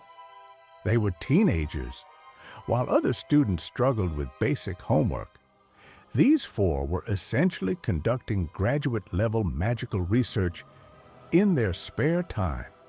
The map represents thousands of hours of secret work, careful observation, and experimental magic. The real genius lies in how they gathered information. As animagi, 3 of them could explore areas forbidden to students. A rat, a dog, and a stag could investigate without raising suspicion. Meanwhile, Remus had his monthly transformations that revealed different aspects of the castle's magical properties. They turned their unique circumstances into research advantages. Harry's relationship with the map shows its true power. During his midnight wanderings, the map became his most trusted companion. It warned him of approaching teachers, revealed Sirius Black's presence, and helped him navigate Hogwarts' ever-changing layout. The map didn't just show locations. It provided security, confidence, and countless successful adventures. The magical mechanics remain fascinating. How does parchment track hundreds of people simultaneously? The enchantments must constantly update, processing movement, identifying individuals, and displaying everything clearly. It's like having a magical GPS system decades before Muggles invented their version. But perhaps the most brilliant aspect is how the map reflects its creators' personalities. It's cheeky, irreverent, and helpful to fellow rule breakers while being absolutely unhelpful to authority figures. The Marauders embedded their spirits into this creation, ensuring their mischievous legacy would continue long after graduation. The map also reveals something profound about friendship. 4 students collaborated so seamlessly that they created something none could have accomplished alone. Their combined talents, perspectives, and determination produced a masterpiece of magical innovation. Makes you wonder what other secrets Hogwarts students have discovered over the centuries, right? Well, speaking of manipulating time itself to uncover even more mysteries, time turners are basically the wizard world's answer to, I wish I had more hours in the day. Except instead of just wishing, they actually made it happen. These tiny golden hourglasses don't just tell time. They literally let you go back and live it again. Hermione Granger got one in her 3rd year, and honestly, who else would the teachers trust with time travel? Ron would probably use it to get extra sleep, and Harry would somehow end up accidentally preventing his own birth. But Hermione? She used it to attend multiple classes at the same time, because apparently having a normal schedule is for underachievers. The magic behind time turners is surprisingly straightforward.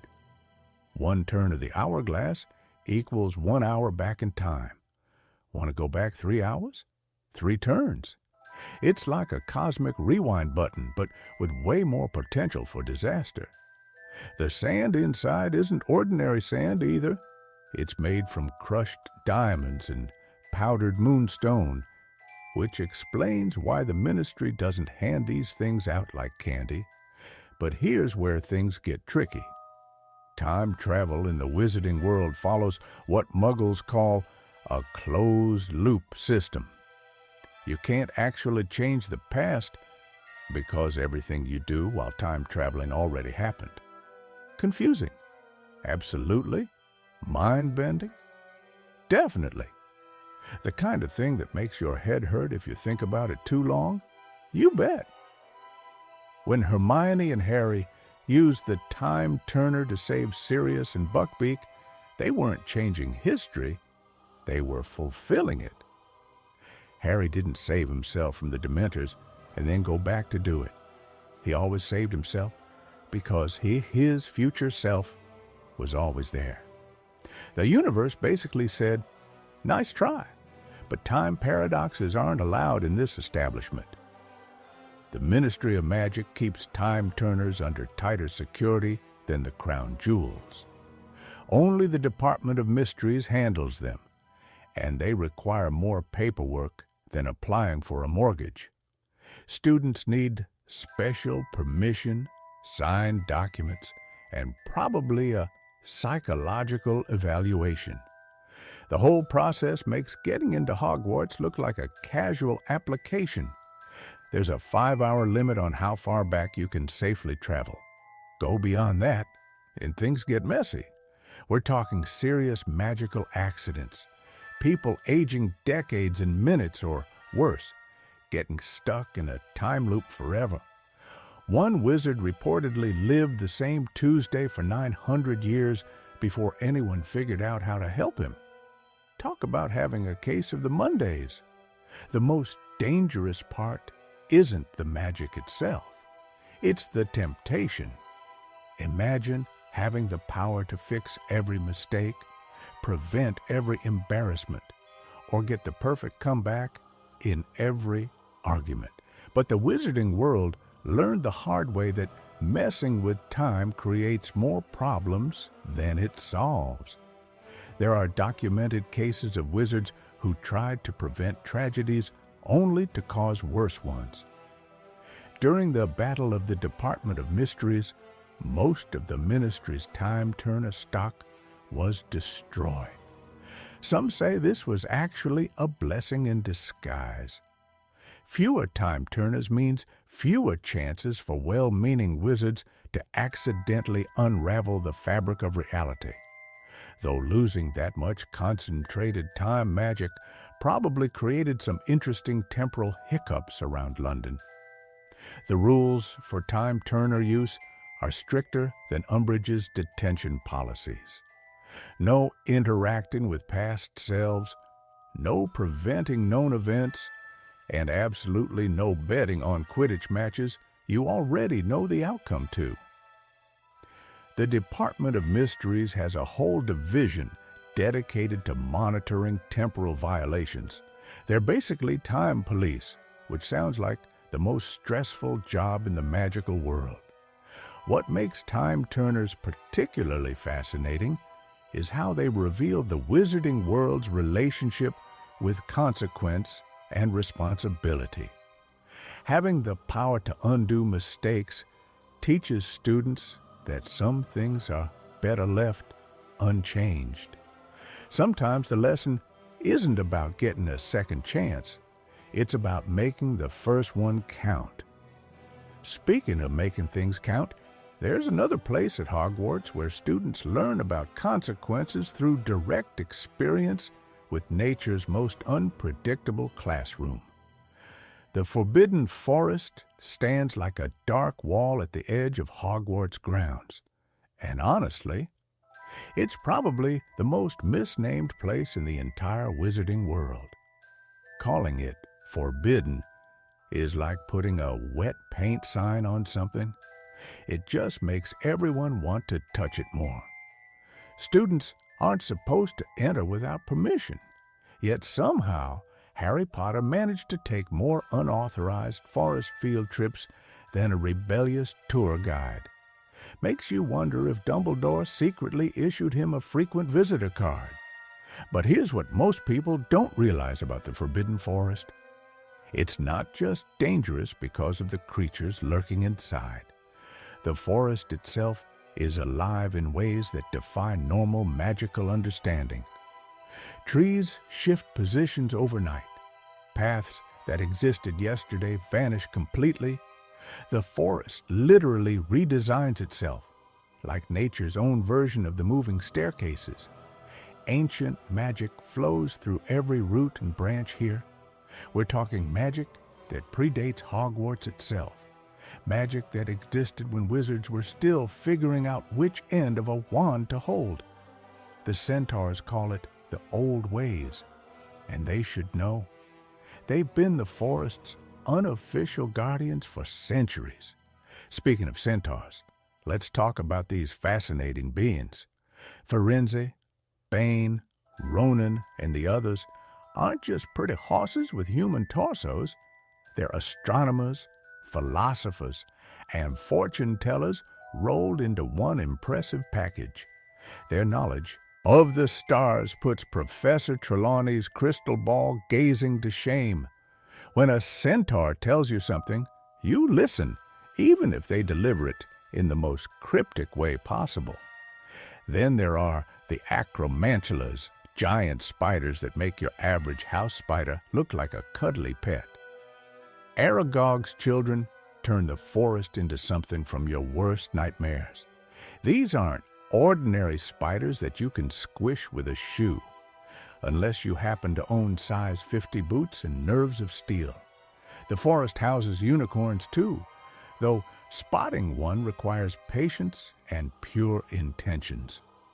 These ethereal creatures represent everything beautiful about magic. Their blood can keep you alive even at death's door, though drinking it comes with a terrible curse. It's the ultimate magical catch-22. Hagrid treats the Forbidden Forest like his personal backyard zoo. He knows every creature, every dangerous plant, every safe path through the darkness. To him, a blast-ended scroot is just a misunderstood pet, and a Hungarian horntail is simply having a bad mood day. His confidence in navigating the forest borders on supernatural, or maybe just supernatural stubbornness. Thestrals call the forest home as well. These skeletal, winged horses remain invisible unless you've witnessed death firsthand. They're gentle creatures, despite their ominous appearance, intelligent enough to understand human speech and loyal enough to carry riders across vast distances. Harry's first proper introduction to Thestrals changed his entire perspective on death and loss. The forest's plant life deserves mention too. Devil's Snare lurks in shadowy corners, ready to strangle unwary travelers. Venomous tentacula snap at anything moving nearby. Even the mushrooms might be plotting something sinister, though that could just be paranoia talking. What makes the Forbidden Forest truly special isn't just its inhabitants or its dangers. It's the way it challenges every visitor to confront their fears, their assumptions, their understanding of the natural world. Students who enter often leave changed, having learned lessons no classroom could teach. The forest serves as a testing ground for courage and wisdom.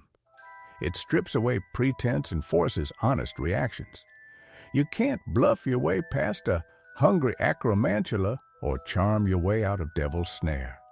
Every tree holds secrets. Every shadow hides mysteries. Every sound carries potential danger or wonder. The Forbidden Forest reminds us that magic isn't always convenient or safe. Sometimes it's wild, unpredictable, and utterly magnificent. While students spend countless hours studying magical theory in dusty classrooms, there's something equally valuable waiting in those ancient woods, if you're brave enough to discover it. While wizards debate the importance of defense against the dark arts or marvel at Transfiguration's complexity, the real magic keeping Hogwarts running happens quietly behind the scenes. House elves possess a form of magic so powerful and unique that even the most accomplished wizards can't replicate it. These magical beings don't need wands. They don't require elaborate incantations or precise hand movements. A simple snap of their fingers can accomplish what would take a wizard several spells and considerable effort. It's like having a magical Swiss Army knife built right into their being. Take cleaning, for instance. When Dobby cleaned the Dursleys' pudding mess in seconds, he demonstrated magic that would require multiple spells from a wizard, vanishing charms, cleaning spells, and repair work. House elves do it all in one seamless motion. Their magic flows from pure intention and emotional connection to their work. But here's what makes house elf magic truly fascinating. It's powered by service and loyalty rather than personal ambition. This isn't weakness. It's an entirely different magical philosophy. While wizards learn to bend magic to their will, house elves channel magic through devotion and care. Think of it as the difference between forcing a door open and having someone gladly hand you the key. The kitchen elves at Hogwarts prepare feasts for hundreds of students daily. They coordinate thousands of dishes, keep food at perfect temperatures, and ensure every dietary need is met. No wizard has ever managed magical cooking on this scale. Even Mrs. Weasley, talented as she is, relies on individual spells for each task. House elves orchestrate culinary symphonies with apparent ease. Their teleportation abilities surpass most wizards, too. While apparition requires licenses, practice, and carries the risk of splinching, house elves pop in and out of locations effortlessly. They can even apparate within Hogwarts, where such magic is supposedly impossible for wizards. The castle's protective enchantments recognize house elves as part of its very foundation. Then there's their emotional magic. House elves literally channel feelings into power. Dobby's protective magic over Harry grew stronger through friendship and gratitude. When he blocked Lucius Malfoy's attack, he wasn't just using defensive spells, he was wielding pure emotional energy as a magical force. What's remarkable is how their magic adapts to genuine need. Creatures' magic responded differently when treated with respect rather than contempt. The Black family house elf went from sullen sabotage to helpful cooperation, showing that house elf magic flourishes under appreciation. It's almost like their abilities scale with how valued they feel. House elves also demonstrate magical multitasking that would exhaust human wizards. They simultaneously maintain fires, prepare meals, clean rooms, and monitor the castle's needs.